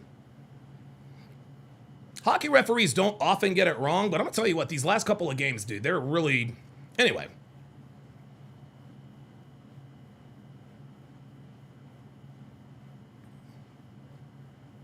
Okay, we have some people that disagree. Okay, all right. Okay, all right, that's fair. And I'm gonna tell you what, his family raised $600,000. Oh, this was something else I was going to say. This is something else I was gonna say. Totally forgot. I fucking can't believe they took that fucking goal off the board. Now Carolina's gonna score a watch. Man, here is what I would have done. Here is what I would have done. James Hancock with the $5 super chat says, I don't want him acquitted, but he will not be safe in prison. No, he will not. No, he will not. I don't think he's getting off. I don't think he's getting off. I think he's done. But if in the event that he does get off. So here is what the family should have done. They raised over $600,000. $600,000, right? For self-defense. You know who they should have hired? Do you know who they should have hired? Couldn't have hired Johnny Cochran, because Johnny Cochran is 6 feet under. They should have hired Jose Baez, guys. They should have hired Jose Baez. Now, who is Jose Baez, you ask? That is the attorney that got Casey Anthony off. Casey Anthony was 237,000% guilty. She was guilty as hell. Everyone knew she was guilty. Jose Baez got her off. Jose Baez got her off. If the Anthony family were smart, they would have taken a portion. If I'm the Anthony family and I'm raising $600,000, I'm looking for any big time attorney. Any big time attorney who has a record of beating impossible odds. Jose Baez is that dude. He got Casey Anthony off, and she was guilty as hell. And he got her off. He got her off.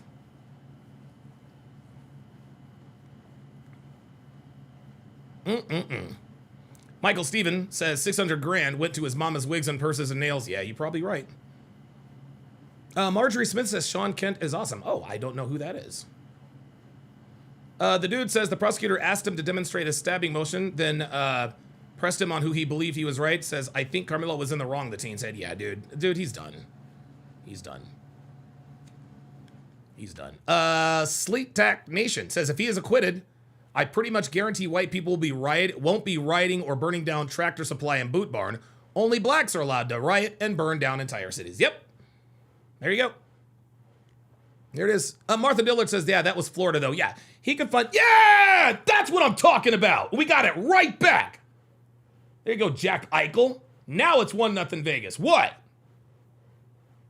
Can't believe they fucked us out of that fucking goal, man. It'd be 2-0 right now. Because of some bullshit. Ay, ay, ay. Yes, I watch ice hockey, baseball, and Formula One racing. Yeah, he would have to, I mean, if you pass the bar exam, then you know.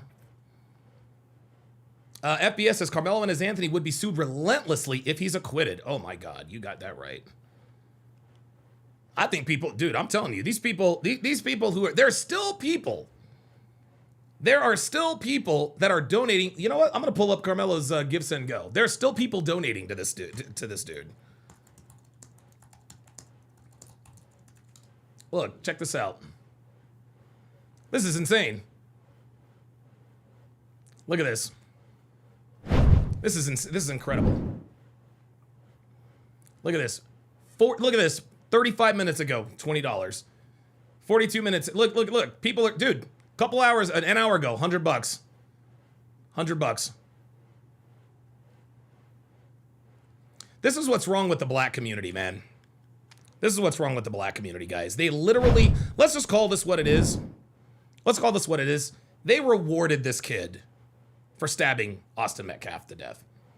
They rewarded this kid. That's what that's what this is meant to. That's what this Give, Send, Go. Nathan says, stop watching sports. We want to hear about Karmelo. And you can go fuck yourself and your mother. You don't tell me how to run my fucking podcast. I'll watch whatever the fuck I want. And if you don't like it, you can fucking bounce. Dumb nigga. I guarantee he's a nigga too. You know, dude, I swear to God. The only hate I get is never from non-black people. It's all niggas. All Negroes. All Negro. Stop watching sports. Yeah, fuck off, nigga. Dumbass.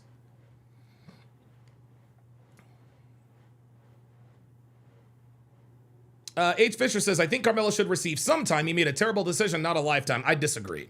At this point, I disagree. At this point, I disagree. I disagree. I think Karmelo needs to go away for life. In the beginning, guys, in the beginning of this whole thing, before all of these facts came out, I said, okay, if he's guilty, 17 to 20 years is good enough for me, right? And actually, it was King of Life who put that, that's actually King of Life who put that bug in my ear. He says, you know what? Listen, man, if it went down that way, hey, 17 years, I'm good. Now, he needs to go away forever. He needs to go away forever. He made a terrible decision. And he said not a lifetime. Yes, but Austin Metcalf is never coming back. Austin Metcalf is never coming back. Trip577 says, do you ever get tired? Yes, I do. I do get tired. But I love doing this. I love doing this, and this is why I can stream for hours at a time. 3 hours and 10 minutes. Dude, we streamed for 5 hours yesterday, 7 hours the day before. The reason I don't get tired when I do this, man, is because I love doing this. I love doing what I do, man. I really do.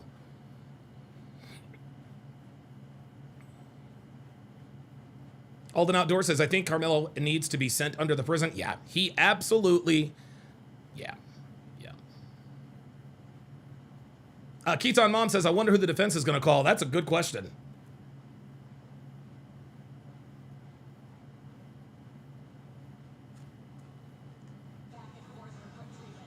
Did they really? Okay. Did they take away another goal? Are you serious? This is incredible. Still nothing. Crazy. Legends Ed says, a simple, a life for a life. Yeah, like, before, dude, I was like, hey, 17 to 20 is good with me. Nah, he needs to go away forever. He needs to go away forever. Like, dude, this nigga's laughing at court. He's laughing in court. What are you laughing about? You were on trial for murder. Nah. Nope, he needs to go. Dude, this nigga needs to go away for the rest of his natural born life. He needs to go away. I don't give a fuck. Listen, he was a kid, he was a child. I don't give a fuck. Fuck that. He was a child that made a grown-ass man decision. He was a child. Okay, he was a child. But I'll tell you something. I'll tell you something. Karmelo Anthony became a man the instant he plunged that knife into the chest of Austin Metcalf. That is when he became a man. And this is why they are trying him as an adult, and they should treat him like one, because he made an adult decision. Yeah, he was laughing in court. He was seen laughing in court like at a recess. Insane. I don't know. Nobody knows why he was laughing. Hold on, let me pull it up. I don't know why he was laughing. Hold on, let me pull this up, because yeah,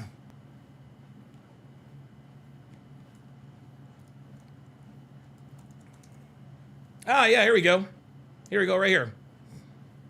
Here it is right here. Check it out. Karmelo Anthony seen laughing with legal team as court adjourns for the day. Karmelo Anthony was seen laughing with his legal team, it says, as trial proceedings ended for the day. The teenager, who remained largely stoic throughout the trial so far, chuckled alongside his lawyers and tossed a water bottle around as people started to leave the room. Why are you laughing? Like, this makes no sense. Dude.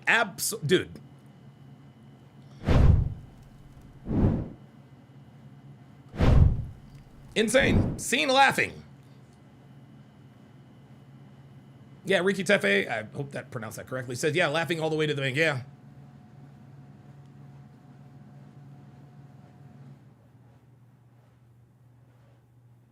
Yeah, Janik L'Italian says it hasn't hit him yet. Yeah, it maybe he just doesn't realize it. It's gonna hit him. Look, I'm gonna tell you what. Somebody's gonna have to give us some booty. Yes, sir. Yes, sir. Yep. Laughing as court adjourned. He tried to flee the scene. He had to be pointed out. He had to be pointed out. And as Trip 577 says, yeah, right after the jury was shown graphic autopsy photos. Wow. Yeah, laughing in court.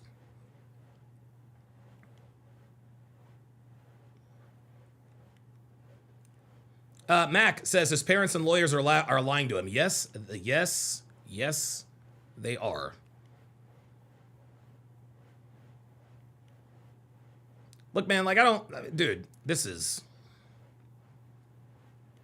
I don't see how this kid beats these charges, and I hope he does not. I hope he does not. I think the only way he gets acquitted is if the jurors are afraid of the retaliation. Right? Like when the 4 officers were wrongly acquitted for beating the shit out of Rodney King, they absolutely should have been convicted. That's what started the LA riots. That's what started the LA riots. And there are people who don't think that there's going to be riots if there's a conviction. I fully believe there will be. I think there's going to be riots whether he gets convicted or acquitted. I do. Magical Mommy says, sure hope the jury saw him laughing and throw the book at him. Actually, they might actually read about this. You want to know why? Because the jury is not being sequestered. They're not being sequestered. They get to go home every night. But they have strict instructions not to do any research or social media. Of course that's what they're going to do. Of course every juror is going home and seeing everything online. Well, seriously? Boxing Cat says someone posted a picture of him with a toy gun. Yeah, we saw that. That was, whatever. JP says, what happened to him being, quote, so concerned about Austin Metcalf that he asked if he was okay? Yeah, he wasn't concerned about Austin Metcalf. He was concerned about himself. True Green 992 says Donovan and Tommy both went to jail. Yes, I've been to jail multiple times, actually. Been to jail multiple times for a total of about 2.5 weeks. Karmelo Anthony is still guilty. Yes, listen, I don't know about Tommy. I've been to jail a couple times. I'm a 4-time convicted felon, been arrested 30-something times. Okay.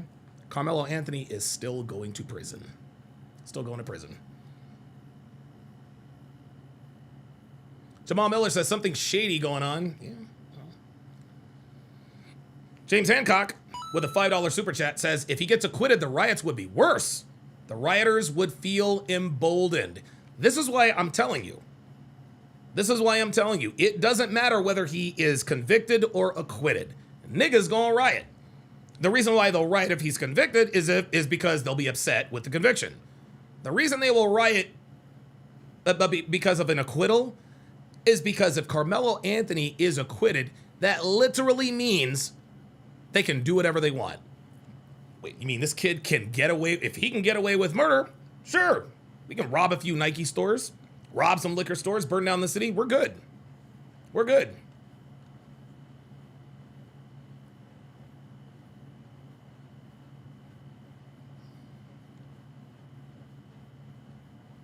Incredible. Boxing Cat says, I don't see how he's getting off. I don't see how. The only way he gets off is if the jury is afraid of riots in Frisco. That's the only way he's getting off. It's the only way he's getting off. It's not going to happen after that.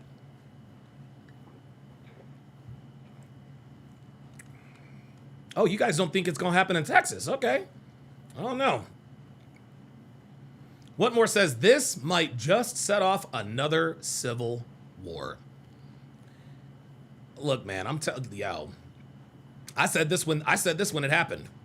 You got the Rick Chow acquittal, and if you get a Karmelo Anthony conviction, oh yeah, they ready. They're ready. Magical Mommy says, I bet the National Guard and Texas Rangers are already planning worst case scenarios. I bet you they are too.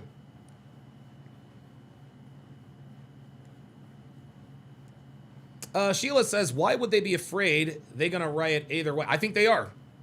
H. Fisher says, are you drinking Jarritos? Yes, I am. And it's watermelon flavor. See? Watermelon flavor. I can't get my black card. Let's end this podcast with a little bit of fun. Speaking of black card, because I know a lot of niggas in the chat. I'm gonna pick a little fun at y'all. I'm gonna pick a little fun at y'all because, to be honest with you, niggas, like crazy ass niggas, and I'm being dead ass. Like I do like going back. I do like going back and forth with y'all. I really, really do. But I gotta play the story. I've got to play the story about how my black card, about why I do not have my black card. I think a lot of you guys will be quite amused at this particular story. Let's see, black card. I love telling this story. Black card rejected. Here we go.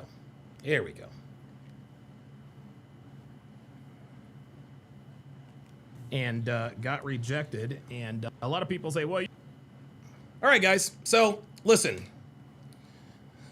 thank you guys very, very, very, very much. Thank you guys very much for all of your support. Thank you guys for tuning in. I don't think I've had 400. I can't remember the last time I had 400 live viewers. Thank you guys for stepping up. Looks like I'm back in the algorithm. Looks like I am going to crack 172,000 subscribers finally. Oh, that's a good, that is a good point. Oh, this is in tech. Oh, yeah. Business owners, oh, yes, that makes sense. Business owners are armed and that's a good point. That's the best argument. That's actually the best argument I think I've heard. I'll buy that. I will buy that. Yeah, they don't play that shit in Texas. No, ain't nobody burning down, no. I think we're going to have some rooftop Koreans, if you know what I mean. Okay, all right, very good. But guys, again, thank you so very much for another wonderful show. You guys know that I don't normally live stream on Saturday. But given that the defense has rested, and just given all the insurmountable evidence, I was actually, it was funny because I was making bullet points. All right, I'm going to make a video doing this. I got to bullet point number 6. I said, okay, I got to go live. Sheila says, well, I subbed to you for truth. I subbed to you for truth. Not a lot of that on the Y of Tube. Yeah, I know. Black Russian Lam says, DS, you got 3 felonies. How dare they deny your black card? That's 4 felonies, my friend. 4-time convicted felon. Right here. Thankfully, I got them expunged. Right? I got them expunged, so they're no longer on my record, but that doesn't mean that I'm not still a 4-time convicted felon.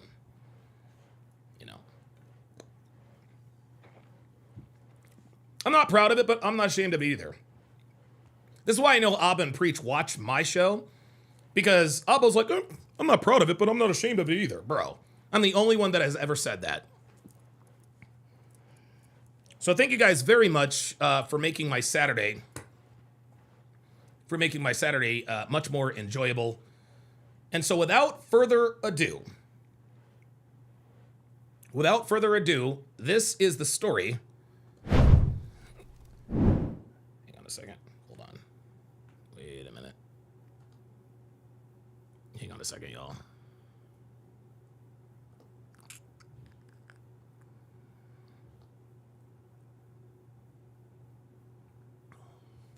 Actually, hold up. I think I have a full screen thing on here. Full screen. You guys are going to love this. This is great. Where's my full screen thingy? Full screen. Oh, there it is. Oh, wait, that's the other one. Hold on, guys. Hang on a second.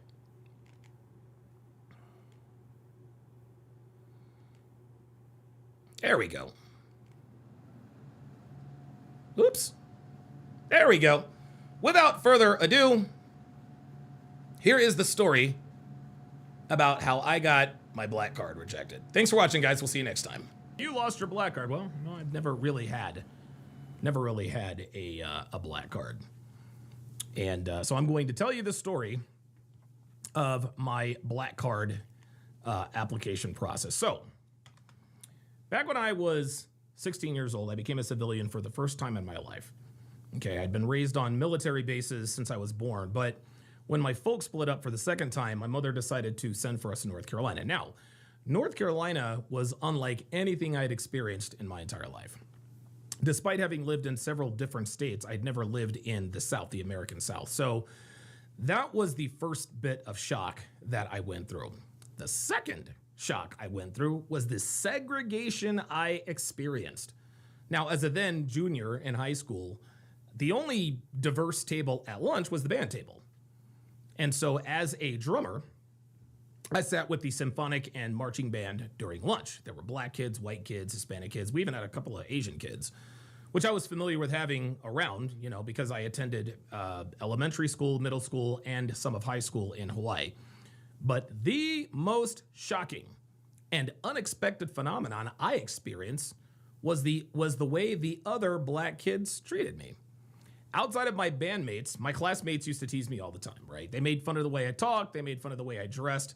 They even made fun of the fact that I was, get this, intelligent. Yes, you heard that correctly. Black kids used to make fun of the fact that I was a great student who got straight A's all the time. And guys, I was called every name in the book: Uncle Tom, Sellout, Coon, Oreo, a few more I probably can't remember. But the funny thing was, I didn't understand what these insults meant at the time and why they were calling me these things. I mean, I liked Oreo cookies as much as anybody, but I was fairly certain that I didn't taste like one. So I was confused as to why I was being called something that had so much versatility in the dessert world. I was also called a sellout by this kid named Greg. So I asked him, I said, who am I selling out? He says, your own people, right? I said, who are my people? He shook his head and turned around back of the seat. Faced the front of the class. Now, my first W-2 paying job was Taco Bell. Now, as you can imagine, my coworkers, who were all black, they used to call me the same things. I just didn't understand why most black people just didn't jive with me. So I asked my friend Aaron, another black kid, who was a really, really good friend of mine. I think he played the saxophone. I think he played the saxophone in band. I think he was also our drum major one year. Very, very cool guy. So I asked him, I was like, how can I get these other black kids outside of the band to like me? Well, he responded, well, don't you have your black card? I said, what's that? He said, well, it's the membership that black people get when they prove that they're black, right? He said, you're eligible to apply when you're 16. I said, well, I never got one. He said, that's probably because you're a military kid, right? He said, I don't think you're eligible to apply for a black card if you currently live on a military base or if you live overseas. I said to him, well, I don't live on base anymore, so I'm eligible to apply, right? Yeah. He said, absolutely. And you're 17, which also means that you meet the age requirement. Okay, cool. So how do I apply for my black card? He said, just go down to the DMV. I said, the Department of Motor Vehicles issues black cards? He said, no. He kind of chuckled. He said, no. The DMV you need is the Department of Melanated Verification. Ah, okay. So all I have to do is prove that I'm black to get my black card? He said, I think so.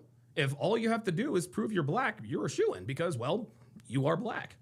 All right, I said confidently. I said, I'll drive out there after school. So I looked up the address to the other DMV, and to my great surprise and temporary yet naive delight, the address was 116 Martin Luther King Boulevard. Awesome, I thought to myself. MLK is the greatest champion for the civil rights of black people in America. I will get my black card for sure now. So I happily drove my beat-up old 1984, 1985 Oldsmobile Cutlass Sierra to the Department of Melanated Verification. Now, when I turned onto MLK Boulevard, I was a little taken aback at the area that it was in. There were dilapidated homes everywhere. There were black people hanging out in groups on the street, smoking what looked like long, skinny brown cigars. I had no idea that at the time that young black people were starting to become cigar connoisseurs. There were also bars on the windows of all the businesses. I mean, I was really, really surprised. Now, the other weird thing about that area was how all of the black dudes were dressed, right? Almost all of them wore white wife beaters and do-rags, which was a little off-putting, but not out of the ordinary, just based on what I had experienced in North Carolina at that point. But what was really confusing was that most of these dudes appeared to have trouble finding a pair of pants that fit them properly. For whatever reason, a lot of these guys just weren't able to pull up their pants all the way. I wasn't sure if it was the fit. I didn't know if it was the wrong size. Maybe it was the style, the cut. I just didn't understand why these people were dressed like this. Nonetheless, I parked my car and I walked into the DMV to apply for my black card. I was excited. I thought to myself, I said, black people will finally start to like me. No more getting called names, no more getting the side eye, no more getting made fun of. So I walked in grabbed the number, took my seat, and waited to be called up. Now, before I sat down, I looked around and saw that most of the people were dressed like the dudes outside. Wife beaters, do-rags, saggy pants, all that stuff. I saw that a few weren't dressed like that, but I began to wonder if there was a possibility that I might not get my black card solely based on the way I was dressed. Nah, I'm good to go, I thought to myself. When they see that I am black, I will get my card for sure. Now, after looking for an open seat for a few minutes, I found one between two dudes who are dressed exactly like the dudes outside. So I found the seat and sat down. Right. I leaned over to the guy on my left and said, any idea why there are so many people here today? Right? That's what he said to me, and I was baffled. I didn't understand a word he said to me, but remember, hearing this, I remember hearing this foreign language before. I'd heard a little bit of it at school. I heard a little bit of it at work, and now I was hearing it at the Department of Melanated Verification. Now, at this point, I was really starting to get a little bit worried. I mean, how was I going to get my black card if I couldn't understand or speak this confusing language? So I turned to the dude on my left and said, hey, man, any idea why there are so many people here today? Both DMVs are always crowded, he said articulately. He said, my name is Rick, by the way. We shook hands. I said, I'm Alex. Good to meet you. He said, same here. It's good to see that there are still well-spoken brothers around in this area. So I thought to myself, I said, wow, this dude speaks almost as well as I do. I was actually starting to become a little more hopeful that I would, in fact, be issued my black card. Now, Rick appeared to be a little older than most of us, at least there. So I was a little bit confused. I mean, most of us there were, between the ages of 17, maybe 20, 21. But this guy looked like he was already in his 30s. So I sort of gingerly asked him, I said, well, were you a military kid? Why do you ask? He said inquisitively. I said, no offense, but you look a lot older than the rest of us. He said, nope, no offense taken. He kind of laughed. I said, okay, so why have you waited so long to apply? Rick said to me, he said, well, I've applied almost every year since my 17th birthday. If they don't issue me my black card today, I'm never coming back here again. Now, this explained why he was dressed the way he was dressed. Maybe he was dressed like me the first few times he had gone in to apply for his black card, and maybe they rejected him. So maybe he said, all right, if I dress like everybody else, maybe then I can get my black card. So then the curiosity got the better of me. I said, well, why haven't you been given a black card yet? Rick said, because apparently I'm not black enough. He actually used air quotes when saying this.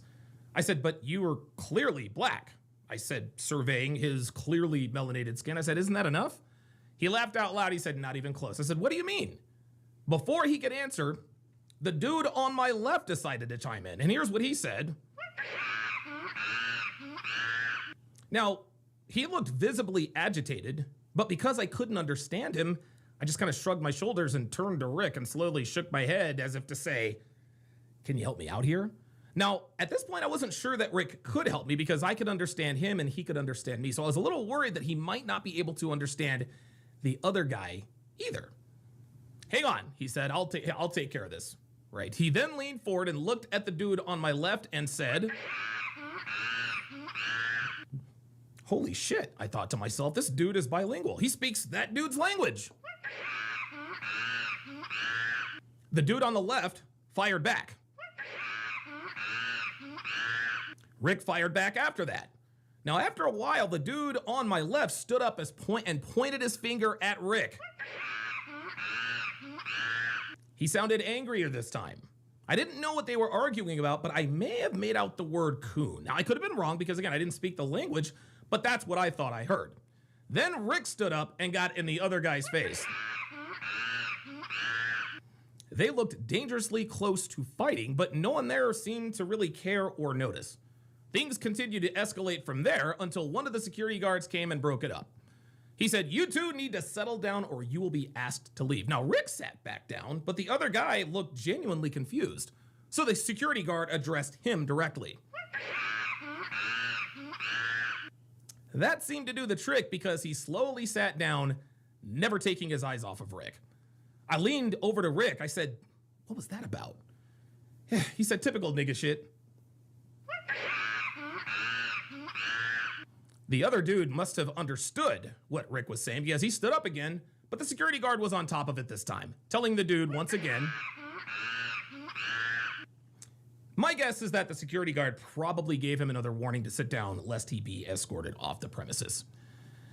Then Rick turned to me, he said, I hate to break it to you, young fella, but if you think that being black is all it takes to get your black card, you're in for a rude awakening.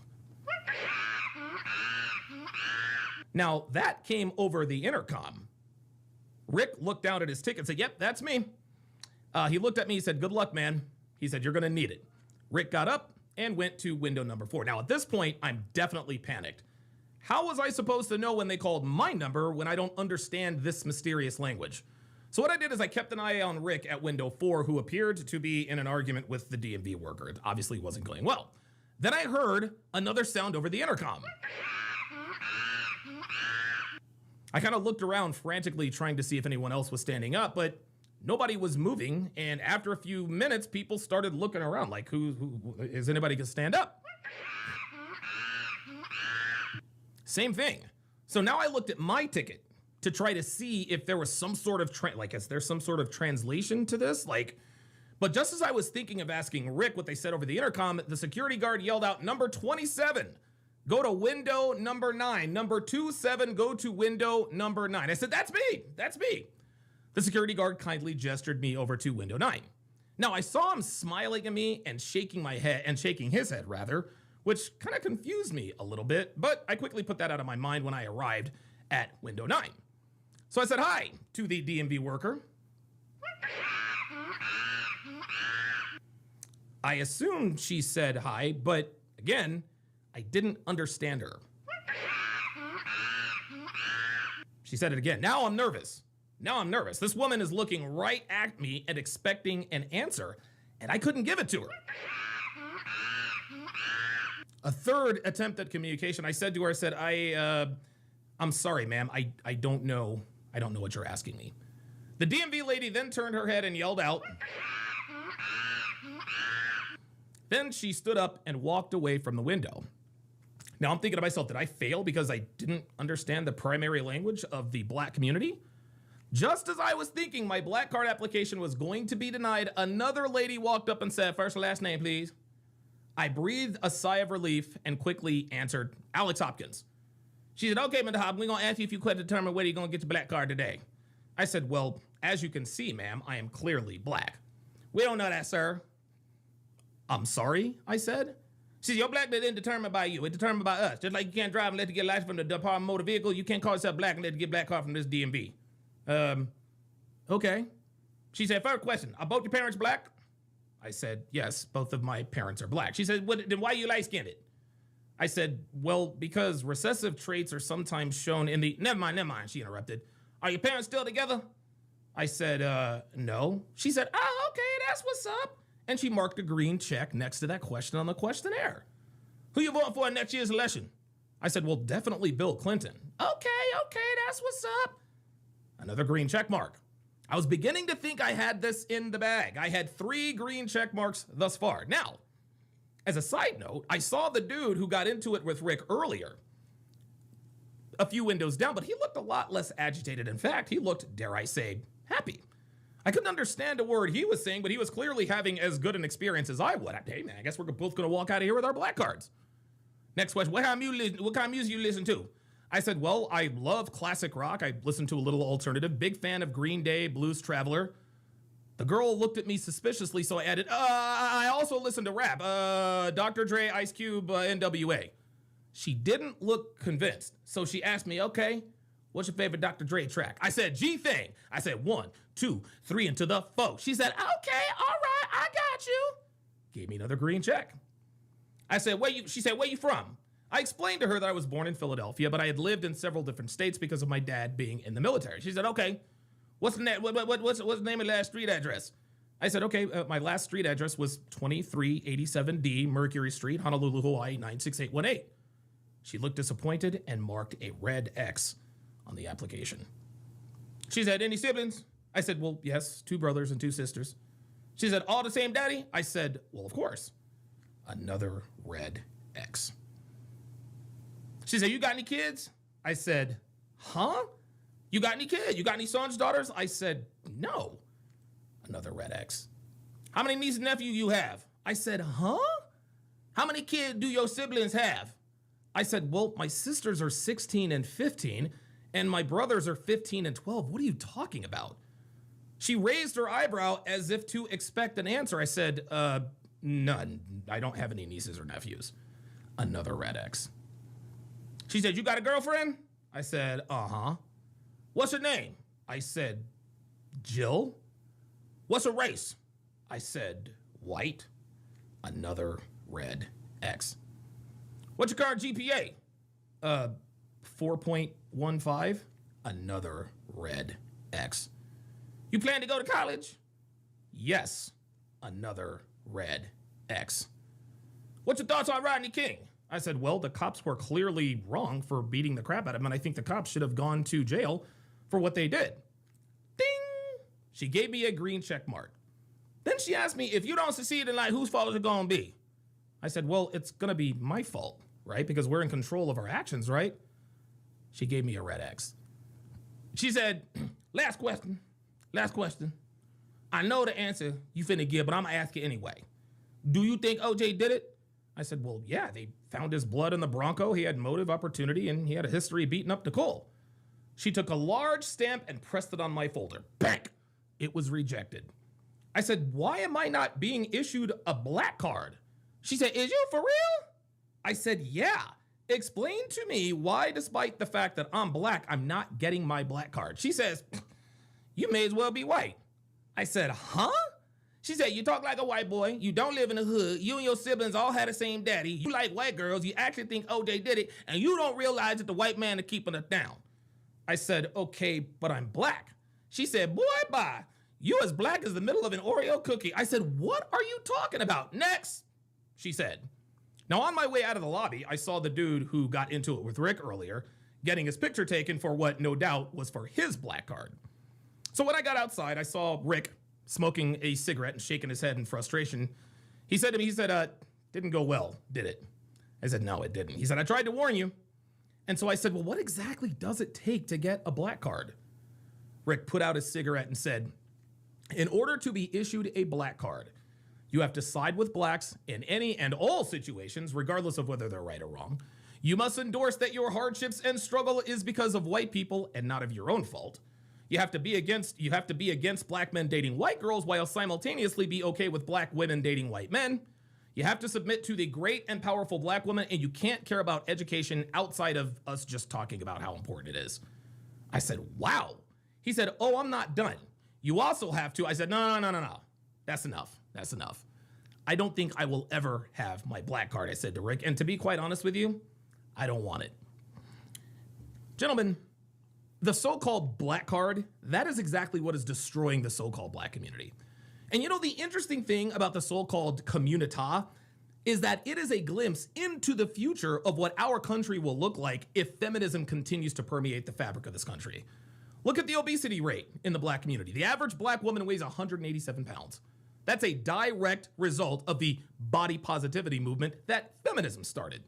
Look at the rate of bastard children. Better than 3 out of every 4 black babies are born out of wedlock.